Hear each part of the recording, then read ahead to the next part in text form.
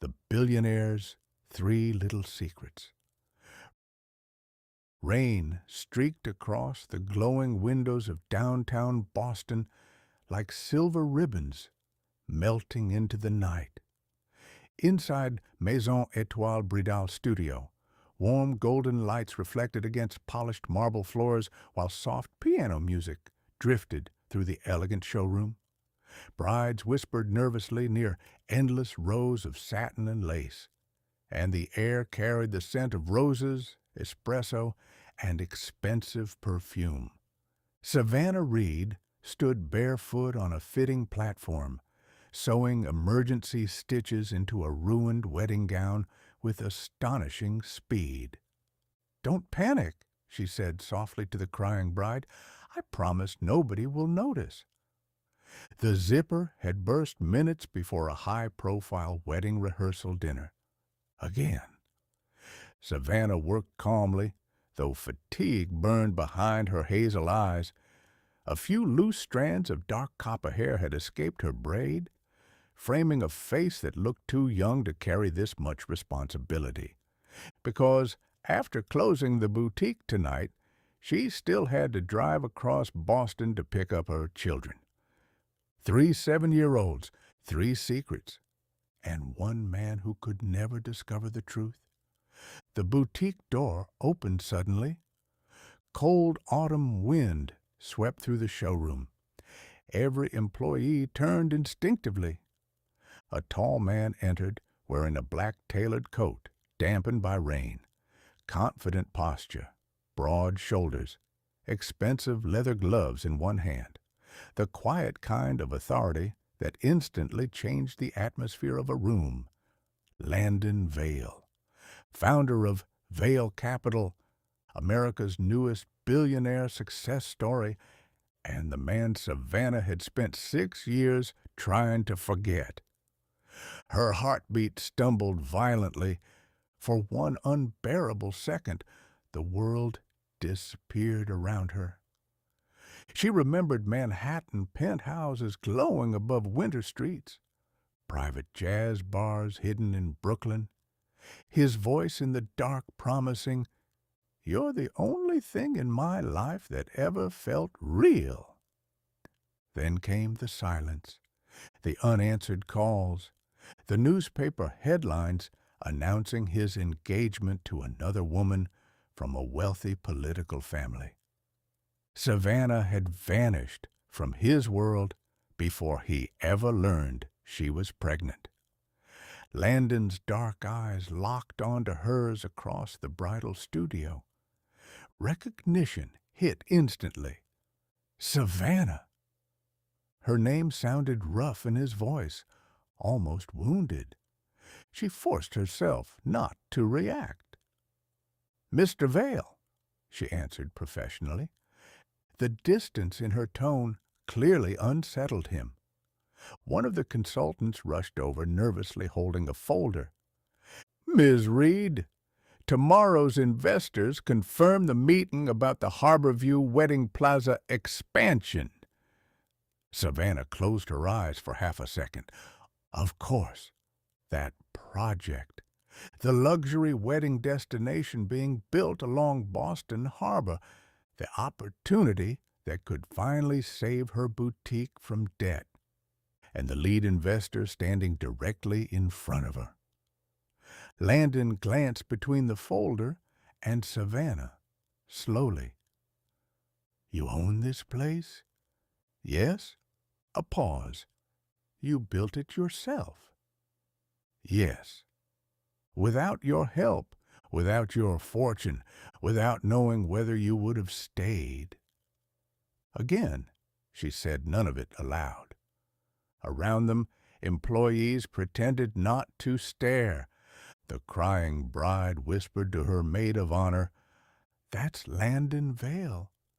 Everyone in America recognized him now, but Savannah remembered the version nobody else knew. The exhausted young man eating take-out noodles at midnight while working on impossible business plans. The way he loosened his tie when nervous, The fear in his eyes whenever someone mentioned his father, and the way he once held her like losing her, would destroy him. Landon stepped closer. "You disappeared," he said quietly. Savannah lifted her chin. "No, Landon, you stopped looking." The silence between them became painfully heavy. Outside, rain hammered against Boston Harbor, and somewhere across the city, three children with Landon Vale's dark eyes were waiting for their mother to come home. The rain had not stopped by the time Savannah locked the bridal studio.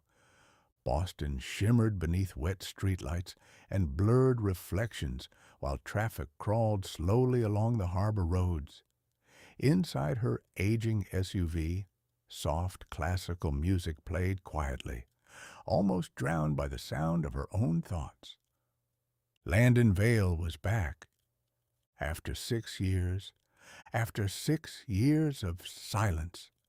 Savannah tightened her grip on the steering wheel as the memory of his eyes inside the boutique replayed endlessly in her mind. He had looked shocked, hurt, confused, but not indifferent. That was the dangerous part. By the time she parked outside her sister's brownstone in Beacon Hill, exhaustion pressed heavily against her chest. Warm yellow lights glowed behind the windows, while Halloween decorations swayed gently on the porch. The front door burst open before she even reached it. "Mommy!" 3 small bodies launched toward her at once. Savannah laughed despite herself as Noah nearly knocked her backward, while Lily wrapped tiny arms around her waist and Grace proudly held up a crooked paper pumpkin. Everything inside her softened instantly. This was her real life. Not billionaires, not heartbreak, not memories, just this. "You're late," her sister Harper said gently from the doorway. "Long day?" Savannah nodded carefully while helping Noah zip his jacket. "You have no idea." The children continued talking over each other excitedly as they climbed into the SUV. "Mommy, Noah cheated at Monopoly." "I did not." Grace spilled juice on Aunt Harper's white couch. "It was an accident." Savannah smiled quietly while listening to them argue. Then Noah looked up suddenly from the back seat. "Mommy?" "Yes, baby?" "Why do we not have a dad like everybody else?" The question struck her harder than she expected. Silence filled the car for a moment. Outside, rain tapped softly against the windshield. Savannah glanced at the rearview mirror.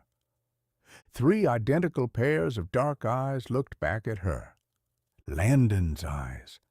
Her throat tightened. "You do have a dad," she answered softly. "He just doesn't know us yet."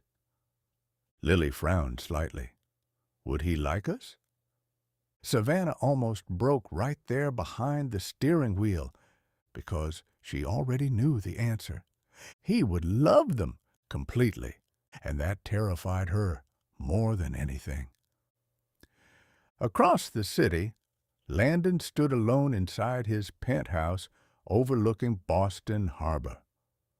The skyline glittered through massive glass windows, while untouched whiskey sat beside him on the counter. He barely noticed it. All he could think about was Savannah Reed, the woman who had vanished from his life without explanation, the woman he had searched for longer than anyone knew. His assistant's voice still echoed in his mind from earlier that evening. "She owns one of the most successful independent bridal studios in Boston now." He should have been impressed. Instead, he felt angry, because none of it explained why she left. Landon loosened his tie slowly and stared out at the rain-dark harbor. Then another memory surfaced unexpectedly. Savannah laughing barefoot in his old apartment kitchen, her hair glowing in morning sunlight, the way she used to rest her hand over her stomach absent-mindedly during the final weeks before she disappeared. His chest tightened suddenly. Something about tonight felt wrong, incomplete, like he had missed an important detail years ago. His phone buzzed, a message from his mother. "You're still attending the Whitmore engagement gala Friday?" Landon stared at the screen coldly. The engagement that never actually happened. The lie newspapers had printed while Savannah disappeared from his life believing the worst. He typed only 2 words, "Not engaged." Then he set the phone aside and closed his eyes briefly. Somewhere, deep inside him, an old wound had reopened tonight, and for the first time in years, he wanted answers more than revenge. Morning sunlight spilled across Boston Harbor in pale silver waves. Savannah stood outside the towering Harborview Development Building, clutching a portfolio against her chest, while icy wind tugged at her camel-colored coat. The massive waterfront project rose behind glass walls and steel architecture like a monument to wealth. Luxury hotels, designer boutiques, private wedding gardens, and somewhere inside, Landon Vale was waiting. Her stomach twisted. She had barely slept. Every time she closed her eyes, she saw him standing inside Maison Étoile, looking at her like she was a ghost he never stopped loving. The conference room on the 42nd floor overlooked the entire harbor. Executives filled the polished table with tablets, contracts, and coffee cups. Then Landon entered. The room shifted instantly around him. Dark navy suit, calm expression, controlled power. But the second his eyes found Savannah, something warmer flickered beneath the surface. The investors began discussing numbers, expansion plans, luxury branding. Savannah focused carefully on her presentation. She spoke about emotional design, personal experiences, creating weddings that felt intimate instead of commercial. People listened, especially Landon. He barely looked at the presentation screens. He watched her, every movement, every expression, as if trying to rediscover the woman he once knew. Finally, one of the executives asked casually, "Ms. Reed, how do you manage such a demanding business without family support?" Savannah froze for half a heartbeat. Then she answered carefully, "My children help me remember what matters." The room smiled politely, but Landon's expression changed instantly. "Children?" His gaze lifted sharply toward her. "You have children?" he asked quietly. Savannah's pulse thundered. "Yes." The silence that followed felt dangerous. "How many?" he asked. 3 seconds passed before she answered. 3. Something unreadable crossed his face. Not anger, not shock, something deeper, like instinct. One of the investors laughed lightly. 3 kids and a business? That's impressive." Savannah forced a smile, but Landon never looked away from her. And suddenly, for reasons he could not explain, one impossible thought entered his mind. Were they old enough? Outside the glass walls, waves crashed softly against the harbor rocks below.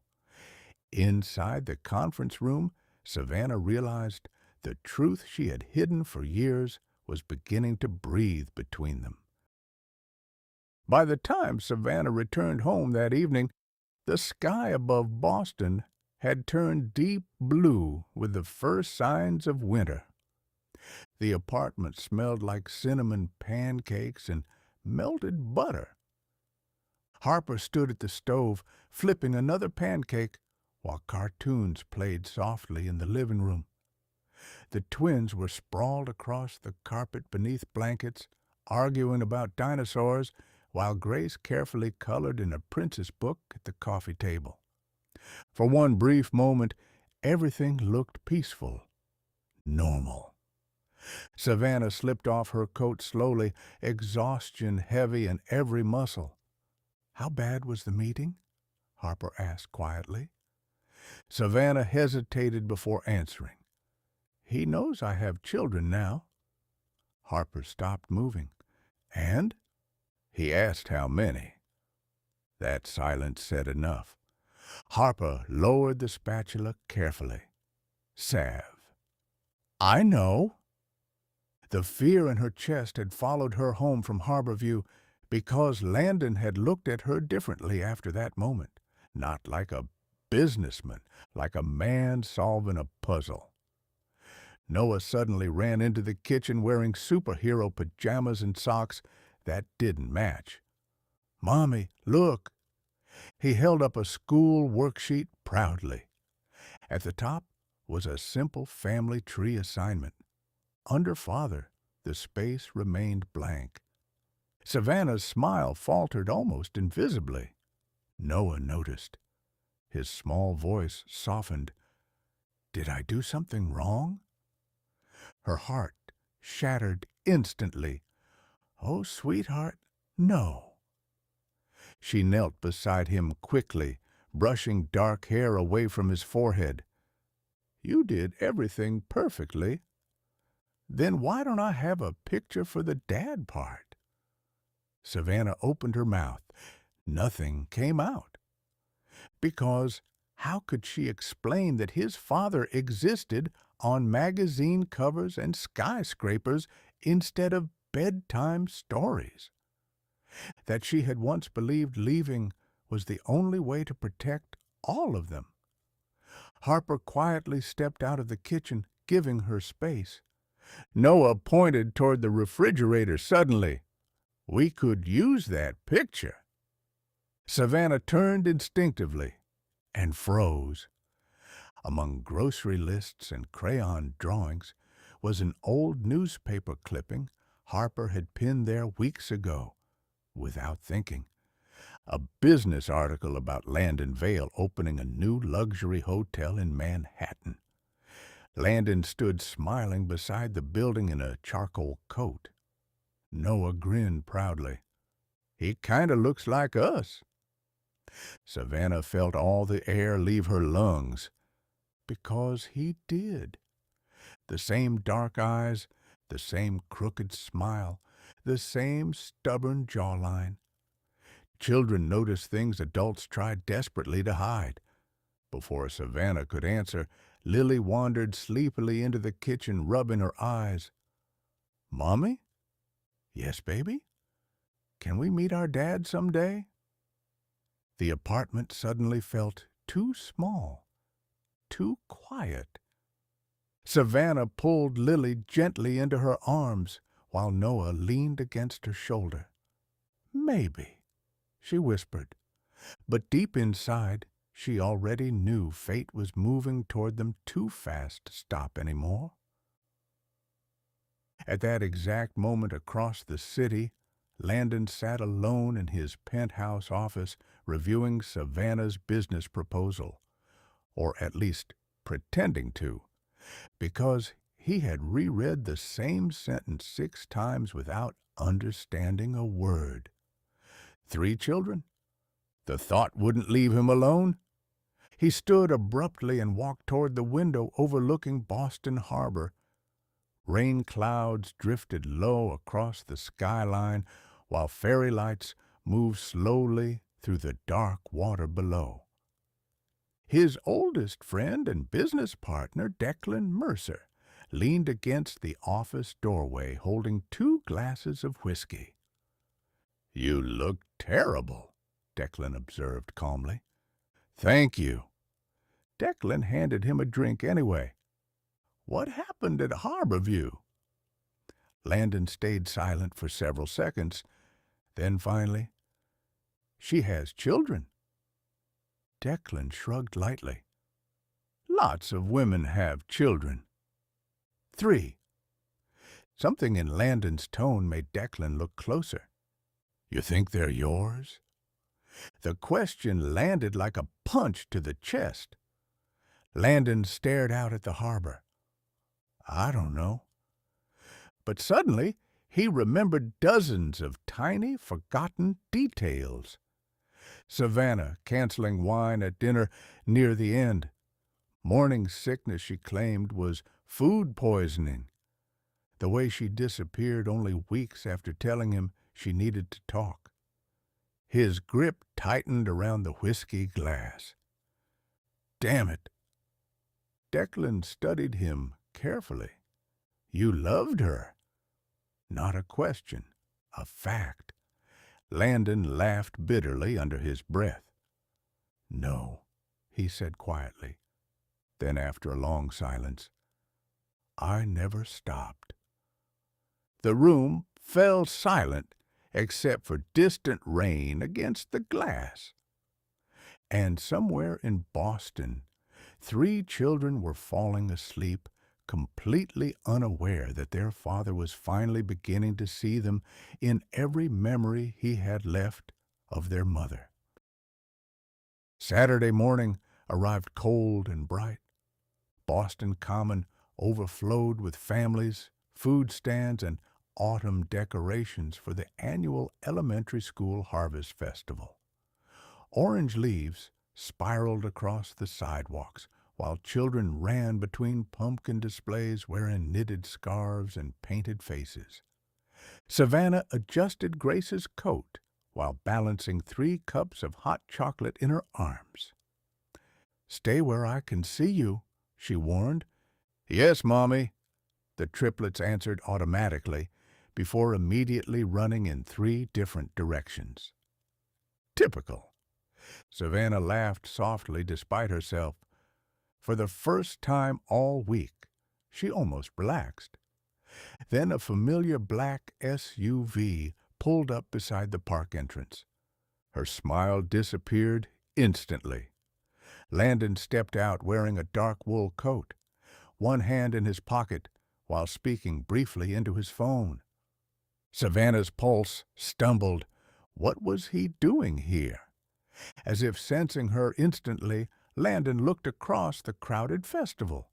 Their eyes met.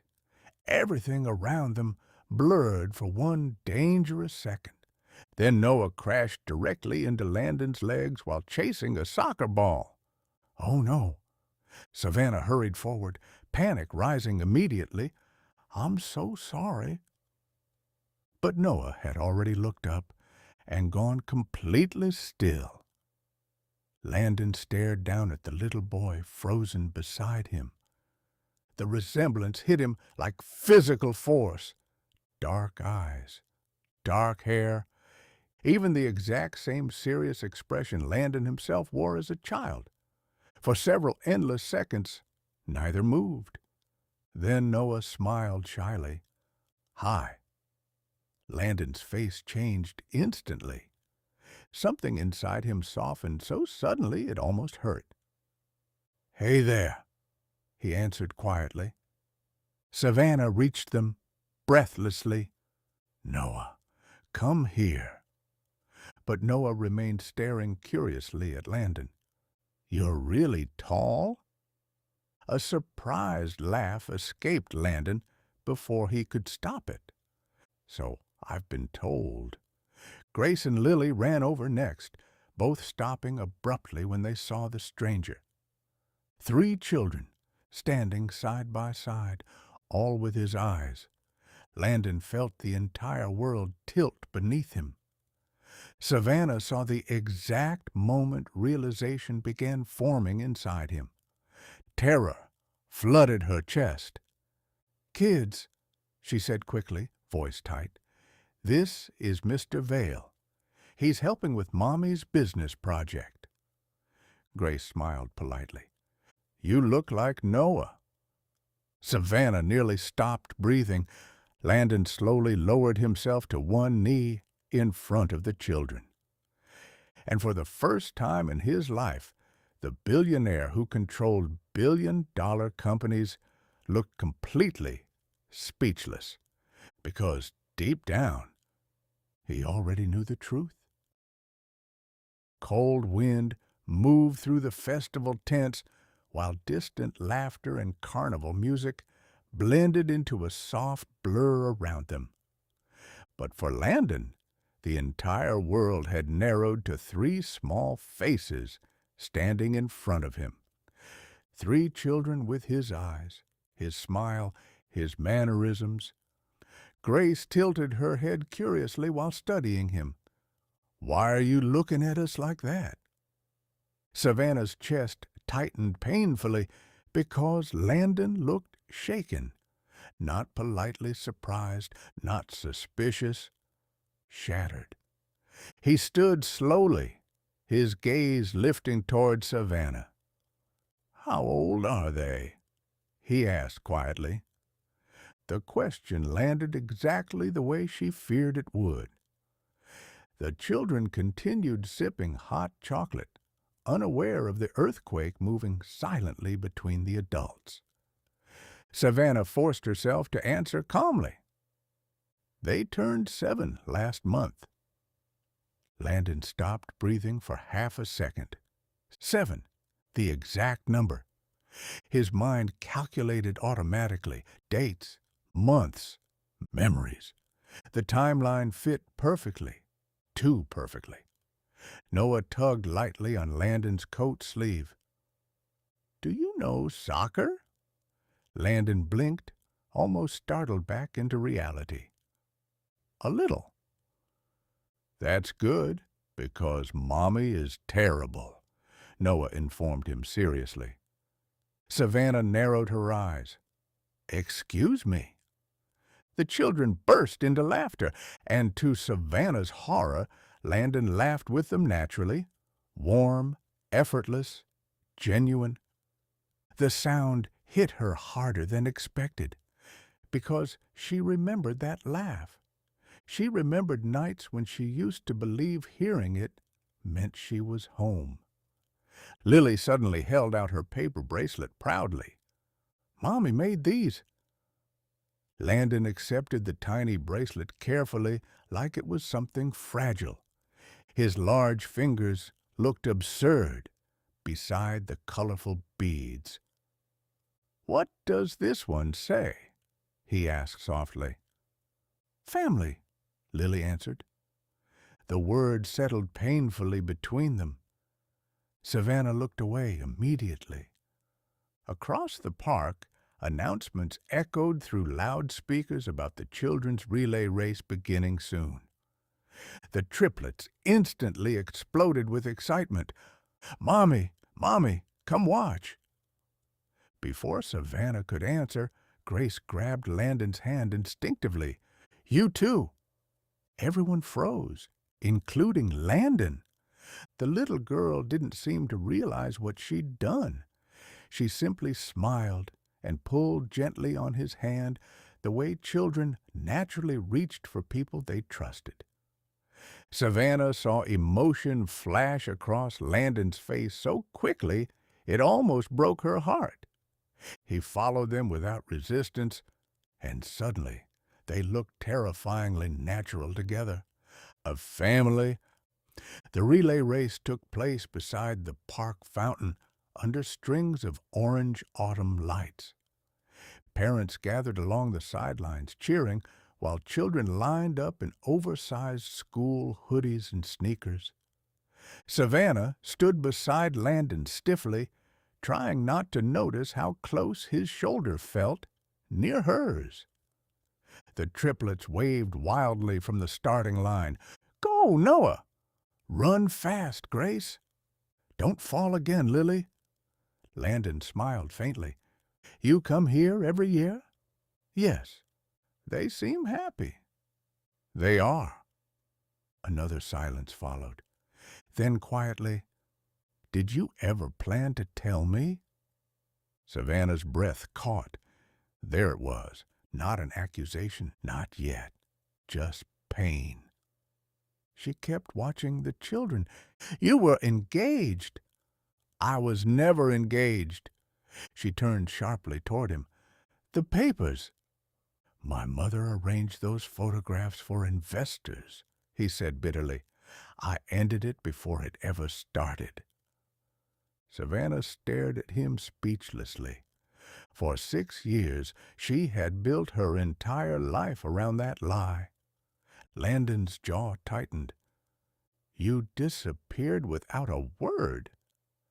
I tried to call you. His eyes snapped toward her instantly. What? I called for 3 days, she whispered. Your assistant told me you were in London with your fiancé. Realization slowly crossed his face. Then anger, not at her, at everything else. Damn it!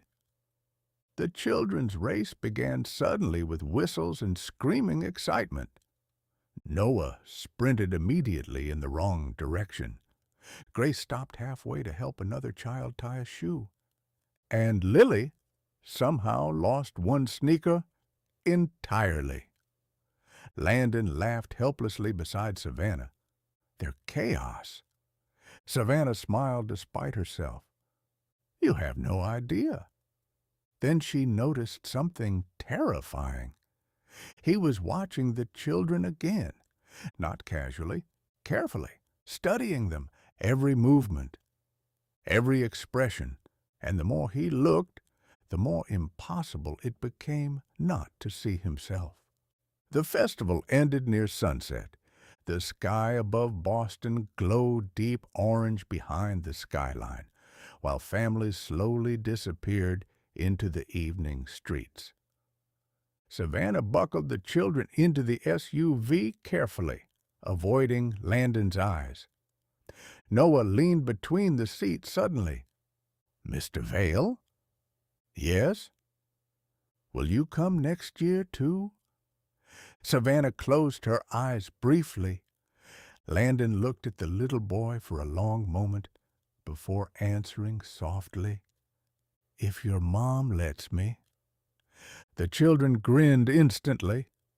Savannah's heart pounded dangerously because she already knew something irreversible had started today. And as Landon stepped back from the SUV, watching them drive away with unreadable emotion in his eyes, he no longer looked like a man chasing a business deal. He looked like a father standing outside the edge of his own life. The city was quiet when Savannah finally put the children to bed. Soft night lights glowed beneath the hallway walls while rain drifted gently against the apartment windows again, turning Boston into blurred gold and silver beyond the glass. Noah had fallen asleep, clutching a stuffed dinosaur. Grace slept curled beneath 2 blankets despite always complaining she was too warm. And Lily? Lily had asked the dangerous question again. Do you think Mr. Vale liked us? Savannah sat beside her daughter's bed for a long moment before answering. Yes, she whispered honestly, because denying it would have been impossible. Lily smiled sleepily. I liked him too. Savannah kissed her forehead gently and turned off the lamp. Then she stood alone in the dark hallway, suddenly overwhelmed by fear. Not fear that Landon would reject the children, the opposite. Fear that he wouldn't. Fear that once he knew the truth, their carefully built little world would never belong only to her again. A quiet knock sounded at the apartment door. Savannah froze instantly. Harper emerged from the kitchen looking confused. "Are you expecting someone?" "No." Savannah already knew who it was. Her pulse thundered as she opened the door slowly. Landon stood there holding Lily's tiny paper bracelet in one hand. Family. The beads caught softly in the hallway light. "You forgot this in my car," he said quietly. Neither moved for several seconds. He looked exhausted, not physically, emotionally. Savannah stepped aside, silently. Landon entered the apartment carefully, his gaze moving across the small, warm space. Children's drawings on the walls, tiny shoes beside the couch, homework scattered across the dining table, evidence of a life he had never seen, and somehow already mourned. Harper appeared awkwardly from the kitchen. "I'll, go check on the kids." She disappeared immediately. Landon looked back toward Savannah. "You should have told me." There was no anger in his voice now, only hurt. Savannah wrapped her arms around herself tightly. "You think I didn't want to. Then why?" Her eyes filled instantly. "Because I was 24 and terrified." The words escaped before she could stop them. Landon stayed silent. Savannah laughed bitterly through rising emotion. "You were becoming one of the richest men in the country. Your family hated me. Every newspaper in America was publishing engagement rumors. And then I found out I was pregnant with triplets." She looked away quickly. "I thought you would choose your world over us." Landon's expression changed painfully. "Savannah." "But the worst part?" she whispered. "Part of me still wanted you anyway." The apartment fell silent, except for distant rain outside. Landon stepped closer slowly. "You never gave me the chance to choose." The truth of it cut deeply because she knew he was right. He looked toward the hallway where the children slept. "How long were you alone?" "Since the day they were born." "Why didn't you ask anyone for help?" Savannah smiled faintly through tears. "I did help." He frowned slightly. "What?" "I had them." For a moment Landon simply stared at her, and something inside him broke completely, because while he had spent 6 years building hotels, companies, wealth, power, she had been building a family alone, their family. Landon lowered his eyes briefly. "I missed everything. First words, first steps, birthdays, nightmares, school mornings, 7 years gone forever." Savannah saw the grief hit him all at once, and despite everything, her heart still ached for him. Landon looked up again slowly. "Are they really mine?" The question finally existed between them openly now. No more hiding, no more half-truths. Savannah felt tears sliding silently down her cheeks. Yes. The single word changed everything. Landon closed his eyes. For several seconds he couldn't speak at all. Then finally he sat down heavily at the edge of the couch, one hand covering his mouth, while emotion crashed through him without mercy. Savannah had never seen him look powerless before. Now he looked completely devastated and strangely happy. A soft sound interrupted the silence. Tiny footsteps. They both turned. Noah stood sleepily in the hallway holding his dinosaur blanket. His dark eyes moved between them carefully. "Mommy?" Savannah wiped her tears quickly. "You should be asleep, sweetheart." But Noah kept staring at Landon. Then, very quietly, he asked, "Is he my dad?" The entire world seemed to stop breathing. Savannah opened her mouth. Nothing came out. Landon slowly stood. Emotion burned openly in his eyes now, and with a voice roughened by everything he was feeling, he answered gently, "Yes, buddy." Noah stared at him silently for one long heartbeat. Then he smiled, a small, certain, beautiful smile. "Cool." And before either adult could react, the little boy walked forward and wrapped his tiny arms around Landon's waist like he had been waiting for this moment his entire life. Landon broke completely. His arms closed around his son instinctively, while tears finally filled his eyes for the very first time in years. Behind them, Savannah pressed her hand over her mouth, trying not to cry harder, because the life she had spent 7 years protecting had just become whole.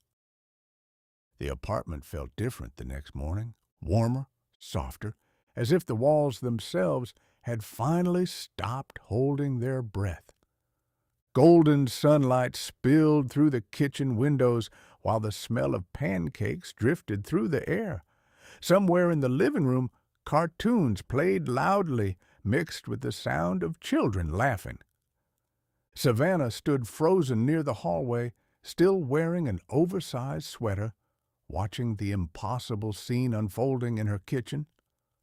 Landon Vale, billionaire hotel owner, feared negotiator, man constantly photographed in tailored suits and private jets, stood at the stove flipping pancakes, while Noah gave deeply unnecessary instructions beside him.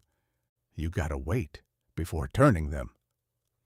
"I'm learning," Landon replied seriously. "No, you're struggling." Landon laughed under his breath. Savannah felt the sound settle directly into her chest. Grace sat at the counter, drawing family portraits, while Lily stole chocolate chips from the bowl every 30 seconds. Nobody looked uncomfortable. Nobody looked afraid. That was what terrified Savannah most. It felt natural. Too natural. Landon noticed her standing there and smiled softly. "Morning." The intimacy of that single word nearly unraveled her, not because of romance, because of memory. For one dangerous second, it felt exactly like years ago in Manhattan, when she used to wake up in his apartment wrapped in white sheets, while he made coffee barefoot in the kitchen. Only now there were children laughing between them, real life instead of dreams. Noah pointed dramatically toward a burned pancake. "He killed another one." "It sacrificed itself for the others," Landon answered. Grace giggled. Savannah tried not to smile, failed completely. And Landon noticed. His expression changed instantly the moment she smiled at him. Softer, younger, like the man she once loved, had quietly stepped back into the room. Breakfast became chaos quickly. Syrup spilled. Lily dropped her fork. Noah insisted dinosaurs would survive modern cities. Grace corrected everyone's grammar with alarming confidence. And through all of it, Landon simply fit. Not perfectly, not expertly, but sincerely. He listened when they spoke, answered every question seriously, helped cut pancakes into funny shapes. Savannah watched him carefully from across the table. This wasn't obligation. It wasn't guilt. He genuinely wanted to know them. At one point, Noah climbed directly into Landon's lap to explain superhero rankings in exhausting detail. Landon listened like it was the most important business presentation of his life. Something painful tightened inside Savannah's chest, because she suddenly realized how much the children had missed without ever knowing it, and how much Landon had lost. Grace slid her drawing across the table proudly. "I made us." Savannah looked down. 5 stick figures stood beneath a giant yellow sun. Mommy, Grace, Lily, Noah, and finally, Dad. Landon stared silently at the drawing. His throat moved slightly before he looked at Grace. "You added me?" Grace looked confused by the question. "Your family?" Simple, certain. Children made truth sound effortless. Landon looked away briefly, overwhelmed again.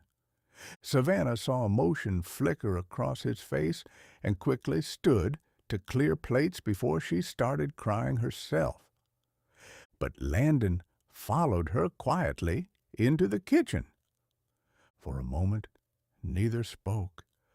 The sounds of the children echoed softly from the living room. Then Landon said very carefully, "I know I don't deserve this." Savannah kept washing dishes slowly. "They already love you. I haven't earned that." "No," she whispered, "you haven't." The honesty landed heavily between them. Landon accepted it without argument, because she was right. 7 years could not disappear overnight. He leaned lightly against the counter. "I don't expect forgiveness immediately." Savannah turned toward him finally. "Then what do you expect?" His eyes held hers steadily. "A chance." The simplicity of the answer hurt more than grand speeches ever could. Before Savannah could respond, Lily suddenly appeared in the doorway holding a pink backpack. "Daddy?" Both adults froze instantly. Lily blinked innocently. "Can you help me fix the zipper?" "Daddy." The word hung softly in the kitchen air. Landon looked visibly shaken by it, but then he crouched beside her naturally. "Of course." Savannah watched him repair the backpack carefully while Lily chatted endlessly beside him. And for the first time since he returned, Savannah allowed herself to imagine something dangerous. What if this could actually work? What if the man who once broke her heart could become the father her children deserved? Later that afternoon, the first crack appeared in their fragile peace. Savannah's phone rang while she folded laundry in the bedroom. Unknown number. She answered distractedly. "Hello?" A cold female voice responded immediately. "This is Evelyn Vale." Landon's mother. Savannah's blood ran cold instantly. "I hear my son spent the night at your apartment." Every old fear returned at once.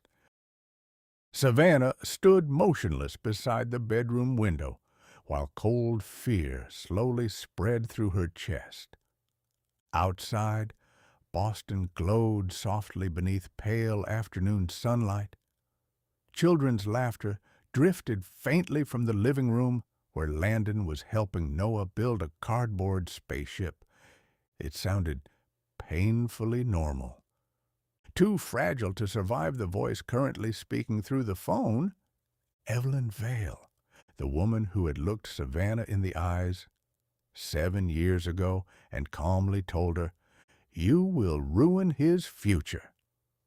Savannah gripped the phone tighter. "What do you want?" Evelyn's voice remained smooth and elegant. We should speak privately. There's nothing left to discuss. Oh, I think there is, Evelyn replied softly. Especially regarding my grandchildren. Savannah stopped breathing. She knows. The realization hit instantly.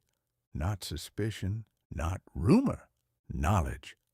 Savannah lowered her voice immediately. How long? A few days. Ice slid through Savannah's stomach. Landon. Of course he would have investigated after seeing the children, and once his mother learned the truth, nothing would stay simple anymore.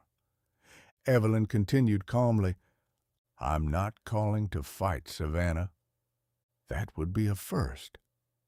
A faint pause. Then, you still hate me. Savannah almost laughed, because hate wasn't strong enough for what those years had done to her. The loneliness, the fear, the nights sitting beside 3 feverish babies praying she could survive motherhood alone. You convinced me he didn't love me. No, Evelyn corrected quietly. I convinced you he would choose ambition first. Savannah closed her eyes painfully, because back then she had believed it. Landon wanted empire, power, success, and Evelyn Vale had used that fear perfectly. What do you want now? Savannah repeated. Another silence followed. Then, unexpectedly, to meet them. Savannah's eyes snapped open. No. Savannah, you don't get to walk into their lives after what you did. The edge in her voice surprised even herself. From the living room, she heard Lily laughing loudly while Landon pretended dramatic spaceship explosions. Family sounds. Protective instincts rose instantly inside her. Evelyn's voice softened unexpectedly. I know you think I'm a monster. You tried to erase me from his life. Yes. No denial, no excuse, just truth. And somehow that honesty unsettled Savannah more than manipulation would have. Evelyn sighed quietly. I thought I was protecting him. Savannah stared out the window, silently, because she suddenly realized something terrifying. Maybe Evelyn truly believed that. Wealthy families like the Vales treated love like business, strategic, calculated, controlled.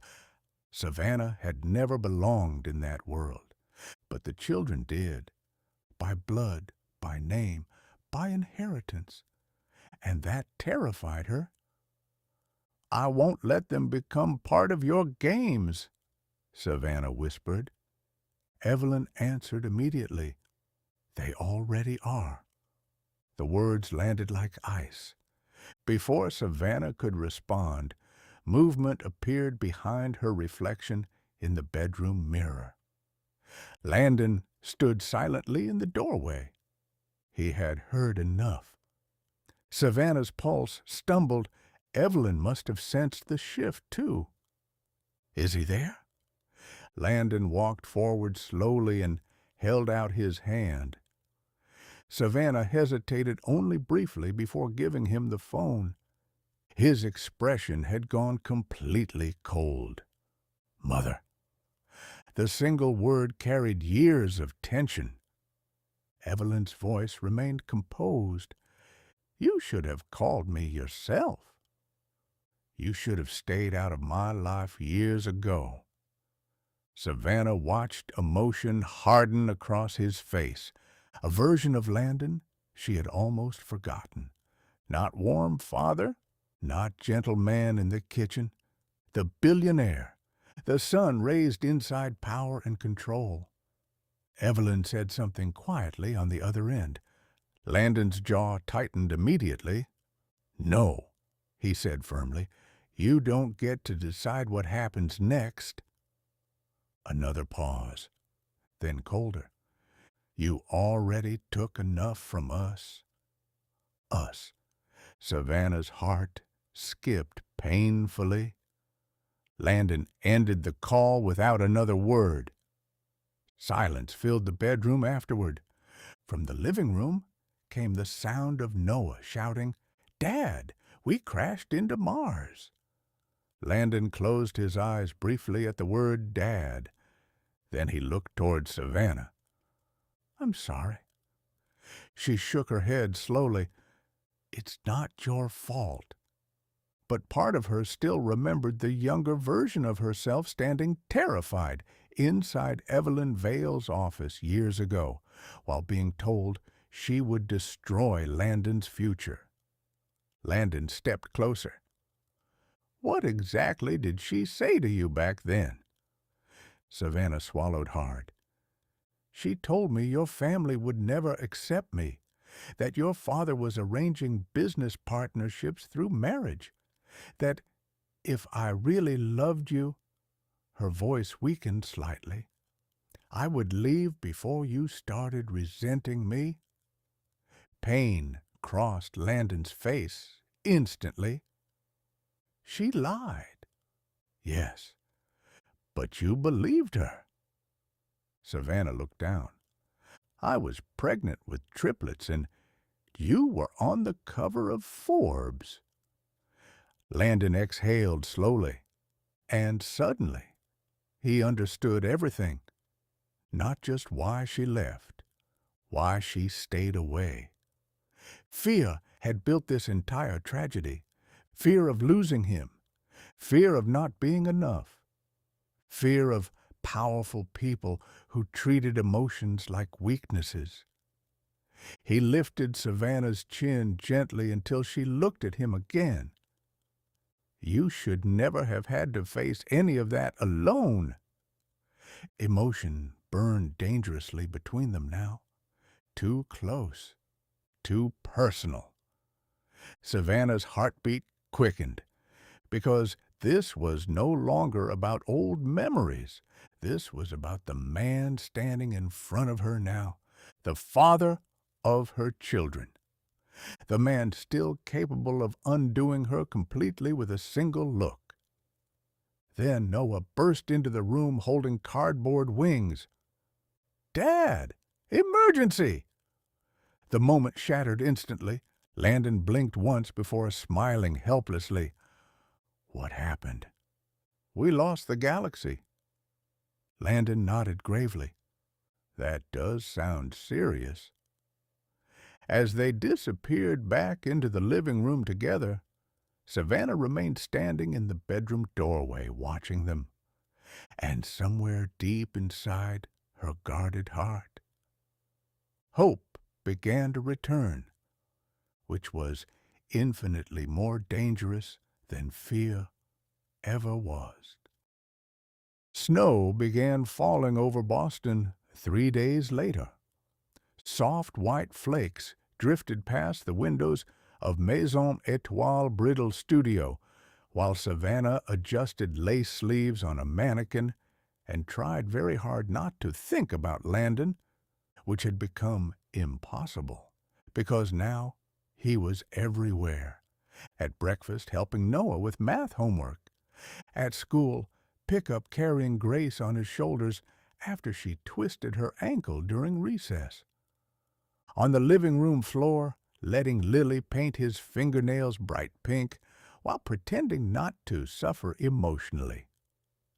The children had accepted him with terrifying speed. And worse, he had accepted them just as completely. Savannah hadn't expected that part. She thought he might hesitate, need time, keep emotional distance. Instead, Landon had stepped into fatherhood like he had been starving for it his entire life. The boutique door opened quietly. Savannah looked up instinctively. Landon entered carrying coffee cups and snow melting across the shoulders of his dark coat. Her heartbeat still reacted every single time she saw him. Annoyingly, "Bribery?" she asked lightly. He handed her a latte with a faint smile. "You skipped breakfast. You noticed? You forget I run corporations. Observation is part of the job." Savannah tried not to smile. Failed again. Landon leaned casually against the counter while employees nearby pretended not to stare at Boston's most eligible billionaire standing inside their bridal studio at 10 in the morning. "I need a favor," he said carefully. Savannah narrowed her eyes immediately. "That sentence usually ends badly." A low laugh escaped him. "There's a charity gala Friday night." "No. You didn't even let me finish." "I know enough already." "It's for the Children's Hospital." Savannah hesitated. Landon noticed instantly. "That's not fair," she muttered. "I know." Snow drifted quietly outside while soft Christmas music played through the boutique speakers. Landon's expression softened slightly. "My mother will be there." The warmth disappeared from Savannah immediately. "Absolutely not." "She wants to apologize." Savannah stared at him like he had lost his mind. "For 7 years of damage?" "She's trying." Savannah crossed her arms tightly. "And what exactly would I be at this gala? Your date? The secret mother of your children? A scandal waiting to happen?" Pain flickered across Landon's face. "You are not a scandal." The sincerity in his voice made her look away first. Because the dangerous thing about Landon now was this: he no longer sounded like a billionaire trying to solve a problem.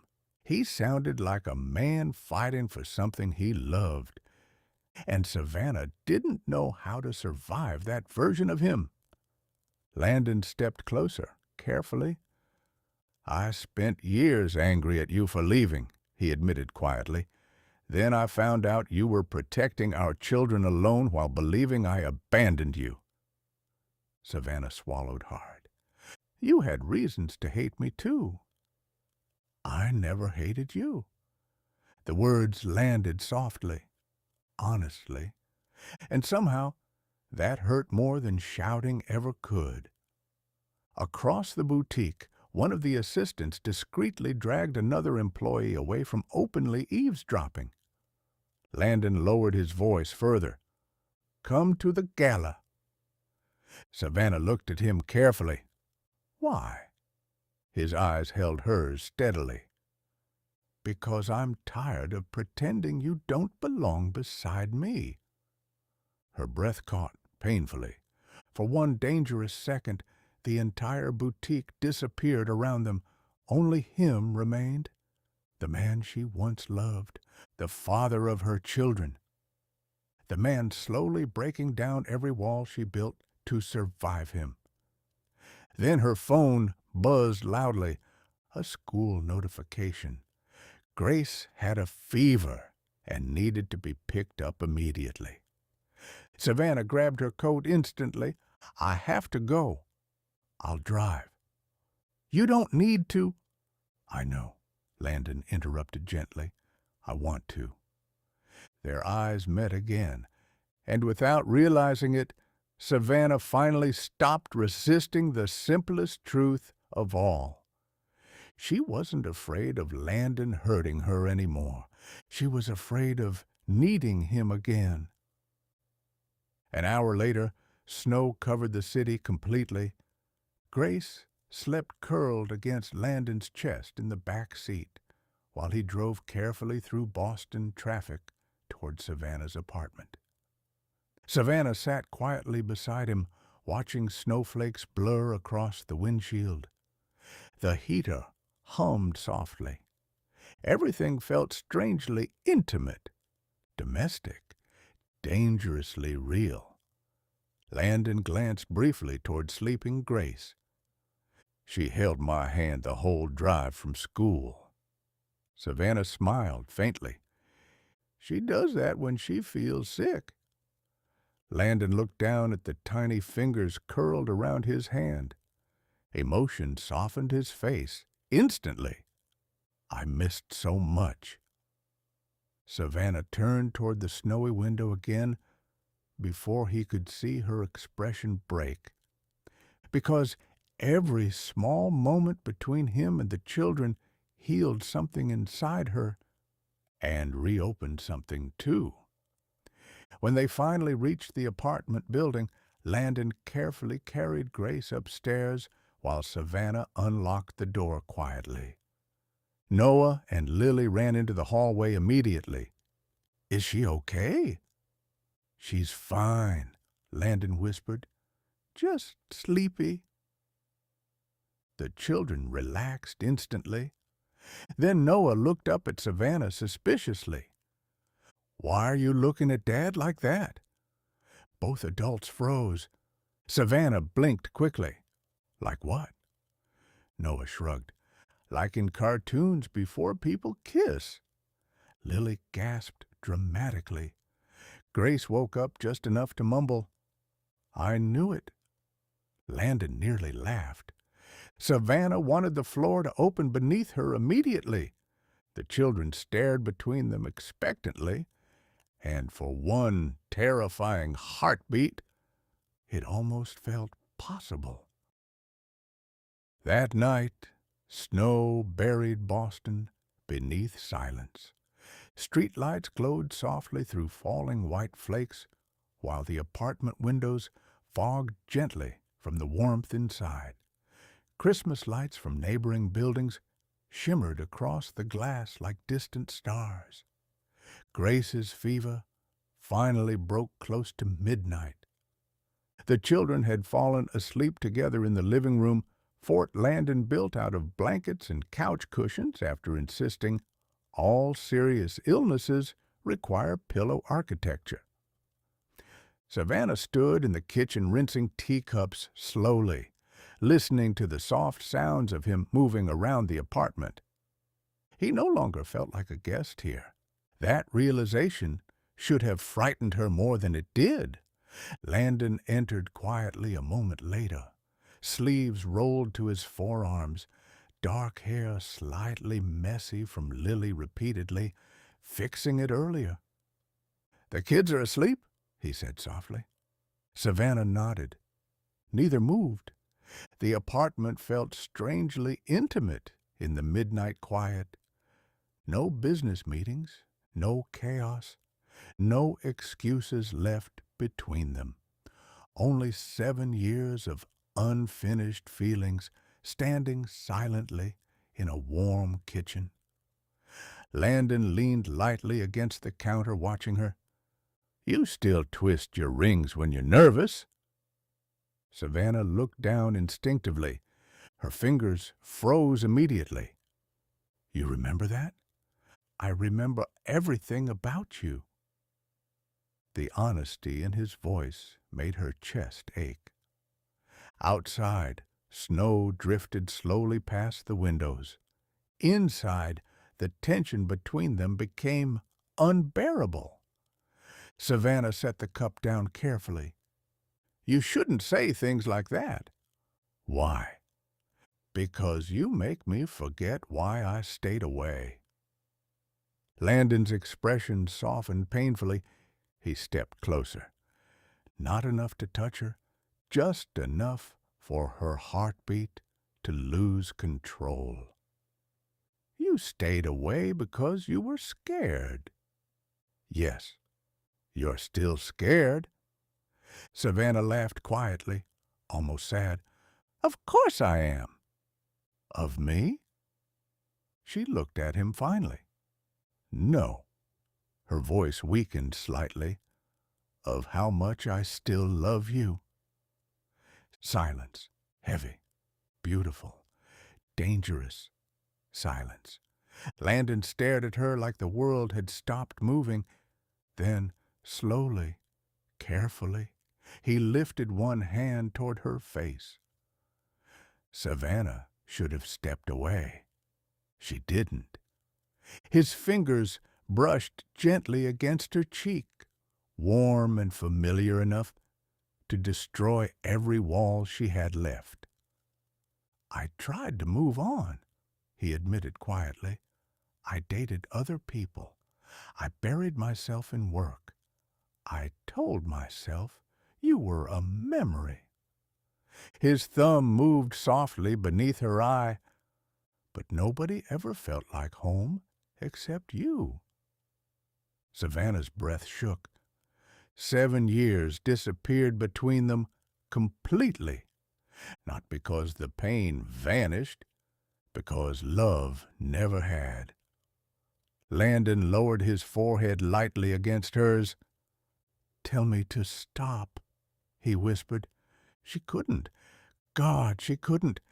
So instead, after years of missing him in silence, Savannah kissed him, soft at first, uncertain, emotional.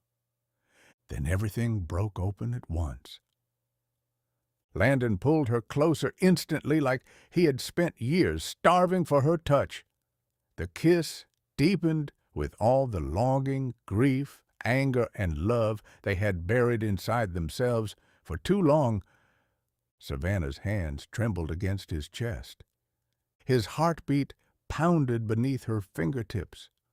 The world outside disappeared completely. Only this remained: snowfall, warm kitchen light, the man she never stopped loving, holding her like he finally found his way back home. When they finally pulled apart, both were breathing unevenly.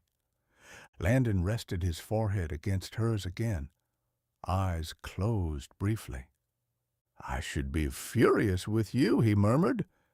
Savannah let out a shaky laugh. "You think I'm not furious with you? I deserve that." "Yes," she whispered, "you do." He smiled faintly. Then suddenly his expression changed. A small voice came from the hallway. "I knew it." They turned instantly. Grace stood there wrapped in a dinosaur blanket, looking deeply satisfied with herself. Behind her, Noah and Lily peeked around the corner like tiny detectives who had solved a major criminal case. Savannah covered her face immediately. "Oh, my God!" Noah pointed triumphantly. "I told you!" Lily gasped dramatically. "You actually kissed!" Grace folded her arms. "You owe me $5, she informed Noah calmly. Landon stared at the children for one stunned second before laughing helplessly. Real laughter, warm and uncontrolled. Savannah looked at him laughing with their children beneath soft kitchen lights while snow fell outside the windows. And suddenly, the future no longer looked impossible. Later, after the children finally returned to bed for the second time that night, Landon stood beside the apartment window watching snow cover the sleeping city. Savannah joined him quietly. Neither spoke for a while. Then Landon reached into his coat pocket slowly. "There's something else." Savannah frowned slightly. "What?" He handed her a folded envelope. The logo at the top made her stomach tighten instantly. Vale Holdings Legal Division. She looked up sharply. "What is this?" Landon's expression grew serious. "My father found out about the children." The warmth in the room disappeared immediately. And just like that, reality came crashing back. The envelope felt heavy in Savannah's hands, too heavy for a few sheets of paper. Outside, snow continued falling silently over Boston, while the apartment lights cast soft gold across the windows. A few minutes earlier, she had been kissing Landon in the kitchen like the last 7 years never happened. Now, fear returned all at once. Savannah looked down at the legal documents again. Her pulse thundered painfully. What does he want? Landon's jaw tightened. To meet the children? No. The answer came instantly. Sharp, protective. Landon watched her carefully. He can't force anything. He's a billionaire, Savannah whispered. Men like your father always force things. Because Richard Vale wasn't like Evelyn. Evelyn manipulated quietly, strategically. Richard Vale destroyed obstacles directly. Savannah remembered meeting him only once years ago at a Manhattan charity dinner.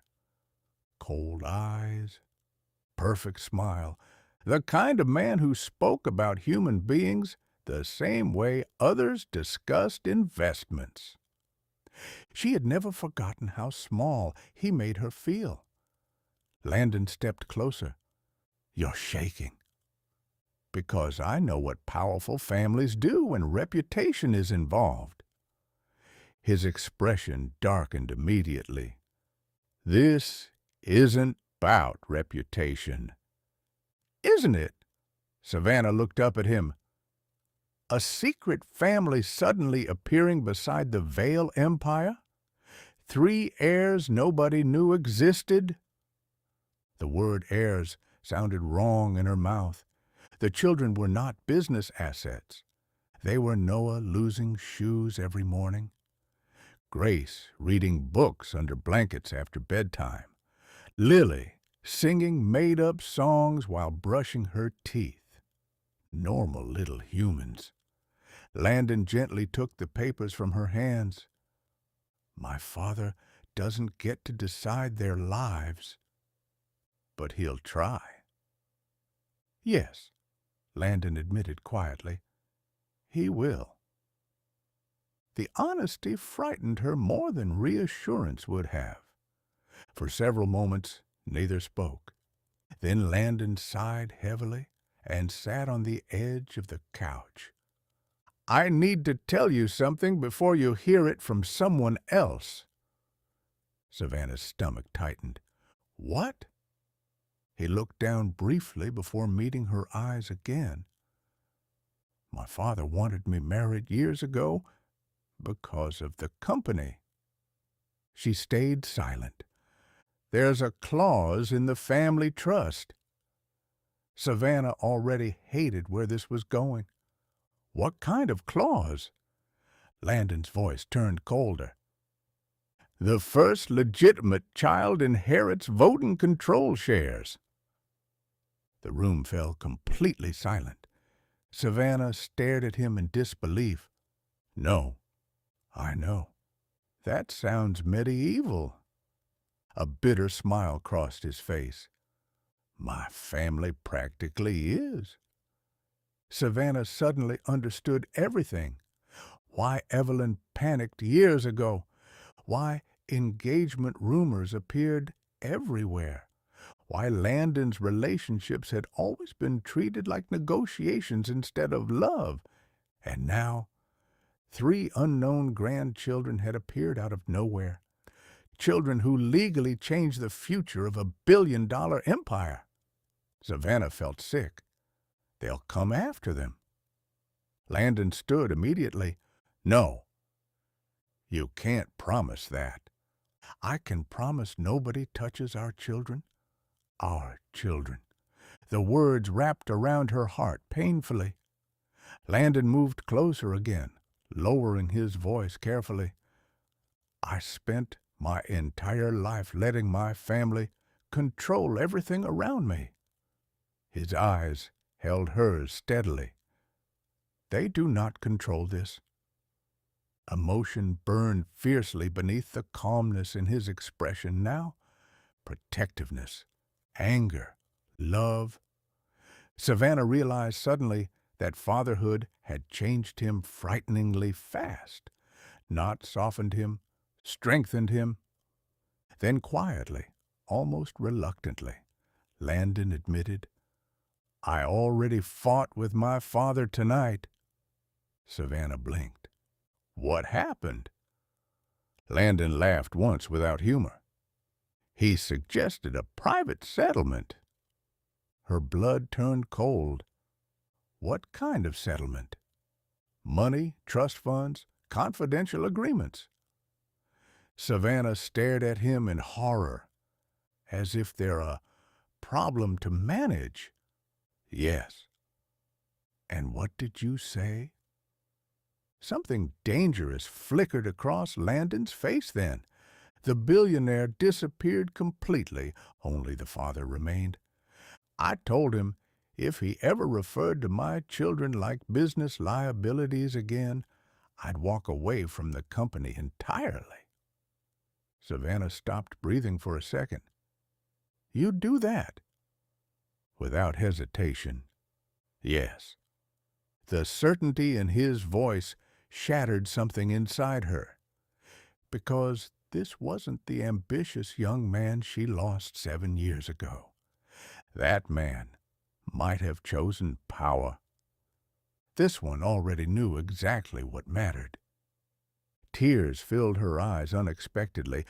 Landon noticed instantly. "Hey!"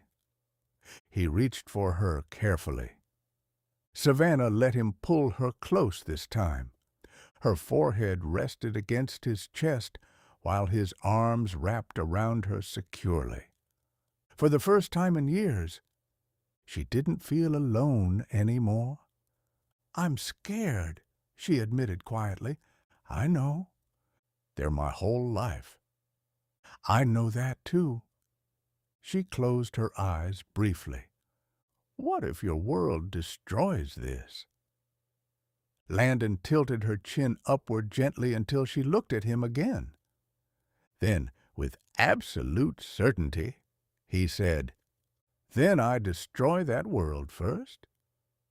The words settled deeply between them, not dramatic, not reckless. A promise. From the living room came soft, sleepy movement. Noah wandered halfway out of the blanket fort, rubbing his eyes. "You guys are talking loud." Savannah laughed weakly through tears. "Sorry, baby." Noah squinted suspiciously at both of them, then sleepily. "Are we still a family tomorrow?" The question nearly broke Savannah's heart, but Landon answered first. "Yes." Simple, immediate, certain. Noah nodded once, satisfied. "Okay." Then he disappeared back into the fort without another concern in the world. Savannah stared after him silently. Children trusted so easily, loved so fearlessly. Landon brushed his thumb gently beneath her eyes. "I'm done losing time with you," he whispered, and for the first time since he returned, Savannah believed him. Friday night arrived beneath falling snow and flashing camera lights. Boston's historic Grand Meridian Hotel glittered like something carved from gold and crystal. Luxury cars lined the entrance while photographers crowded behind velvet ropes, hoping to capture politicians, celebrities, and billionaires stepping into the annual St. Catherine Children's Hospital Gala. Inside the presidential suite upstairs, Savannah stood motionless in front of the mirror, while Harper adjusted the back of her dark emerald gown. "You look stunning," Harper whispered. Savannah barely heard her. Her stomach twisted violently. "This is a mistake."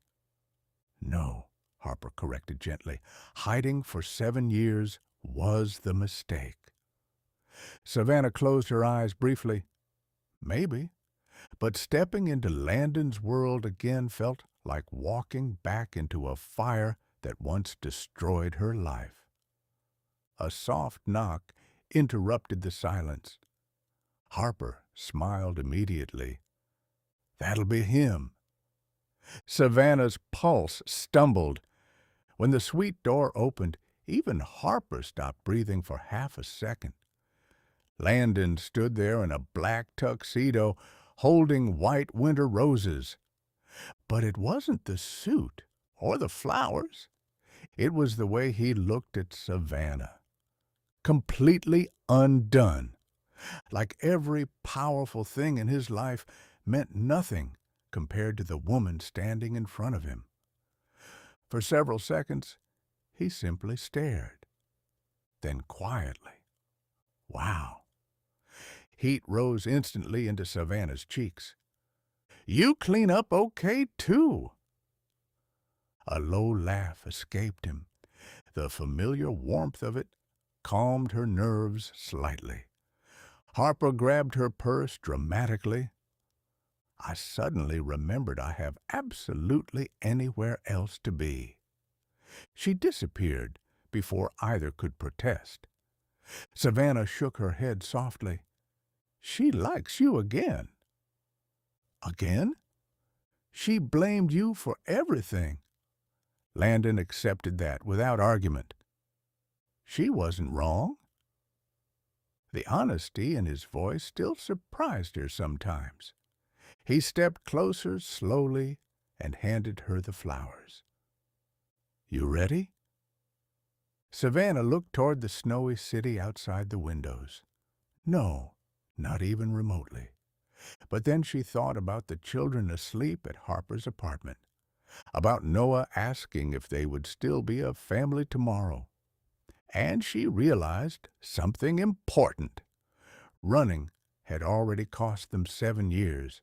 She wasn't giving fear another one. Savannah lifted her eyes back to Landon. Yes. The ballroom looked like another universe. Crystal chandeliers glowed above hundreds of guests dressed in diamonds and black silk, while orchestras played softly near towering Christmas trees covered in white lights. Conversations paused almost instantly when Landon entered with Savannah beside him. She felt it immediately. Recognition, curiosity, shock. Because Boston society knew exactly who Landon Vale was, and they knew he never brought anyone. Landon sensed her tension instantly. His hand rested lightly against the small of her back. Steady, protective. "I've got you," he murmured. The simple intimacy of the words steadied her more than it should have. Then the crowd parted slightly.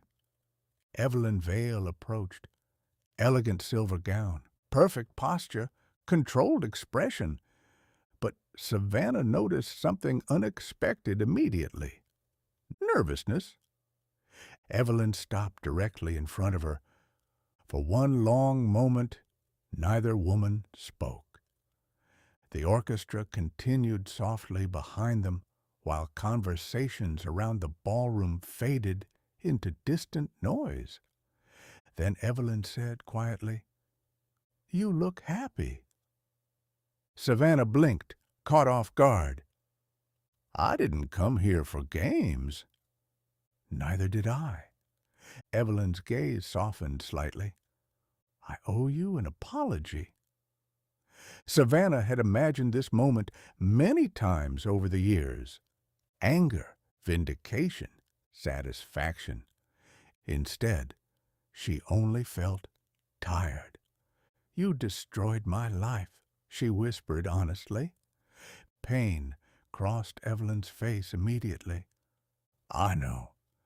You made me believe he didn't love me." "I believed losing you would protect him." Savannah laughed bitterly under her breath. "And were you right?" Evelyn looked toward Landon, standing nearby. Speaking coldly with investors he clearly didn't care about tonight. Then she answered softly, No! The single word carried real regret. Savannah studied her carefully. For the first time, Evelyn Vale no longer looked powerful, only older, lonelier, a woman who had spent her entire life confusing control with love. Then Evelyn reached slowly into her purse and removed a small envelope. "I kept something," she said quietly. Savannah frowned slightly before opening it. Inside was an old photograph. Savannah stopped breathing instantly. It was her, 7 years younger, laughing, standing beside Landon at a rooftop party in Manhattan while snow fell around them. On the back, written in Landon's handwriting, "The night I realized I would marry her someday." Savannah's eyes filled immediately. "He gave that to me after you disappeared," Evelyn admitted softly. "I think he wanted me to understand what he lost." Emotion tightened painfully in Savannah's chest. Across the ballroom, Landon looked toward them instantly, as if sensing something had changed. Their eyes met. And suddenly, Savannah realized the terrifying truth. He had loved her all along, even after she vanished, even after years apart. Before she could process the emotion fully, another voice interrupted sharply behind them. "Well, this explains the rumors." The warmth vanished instantly. Richard Vale had arrived.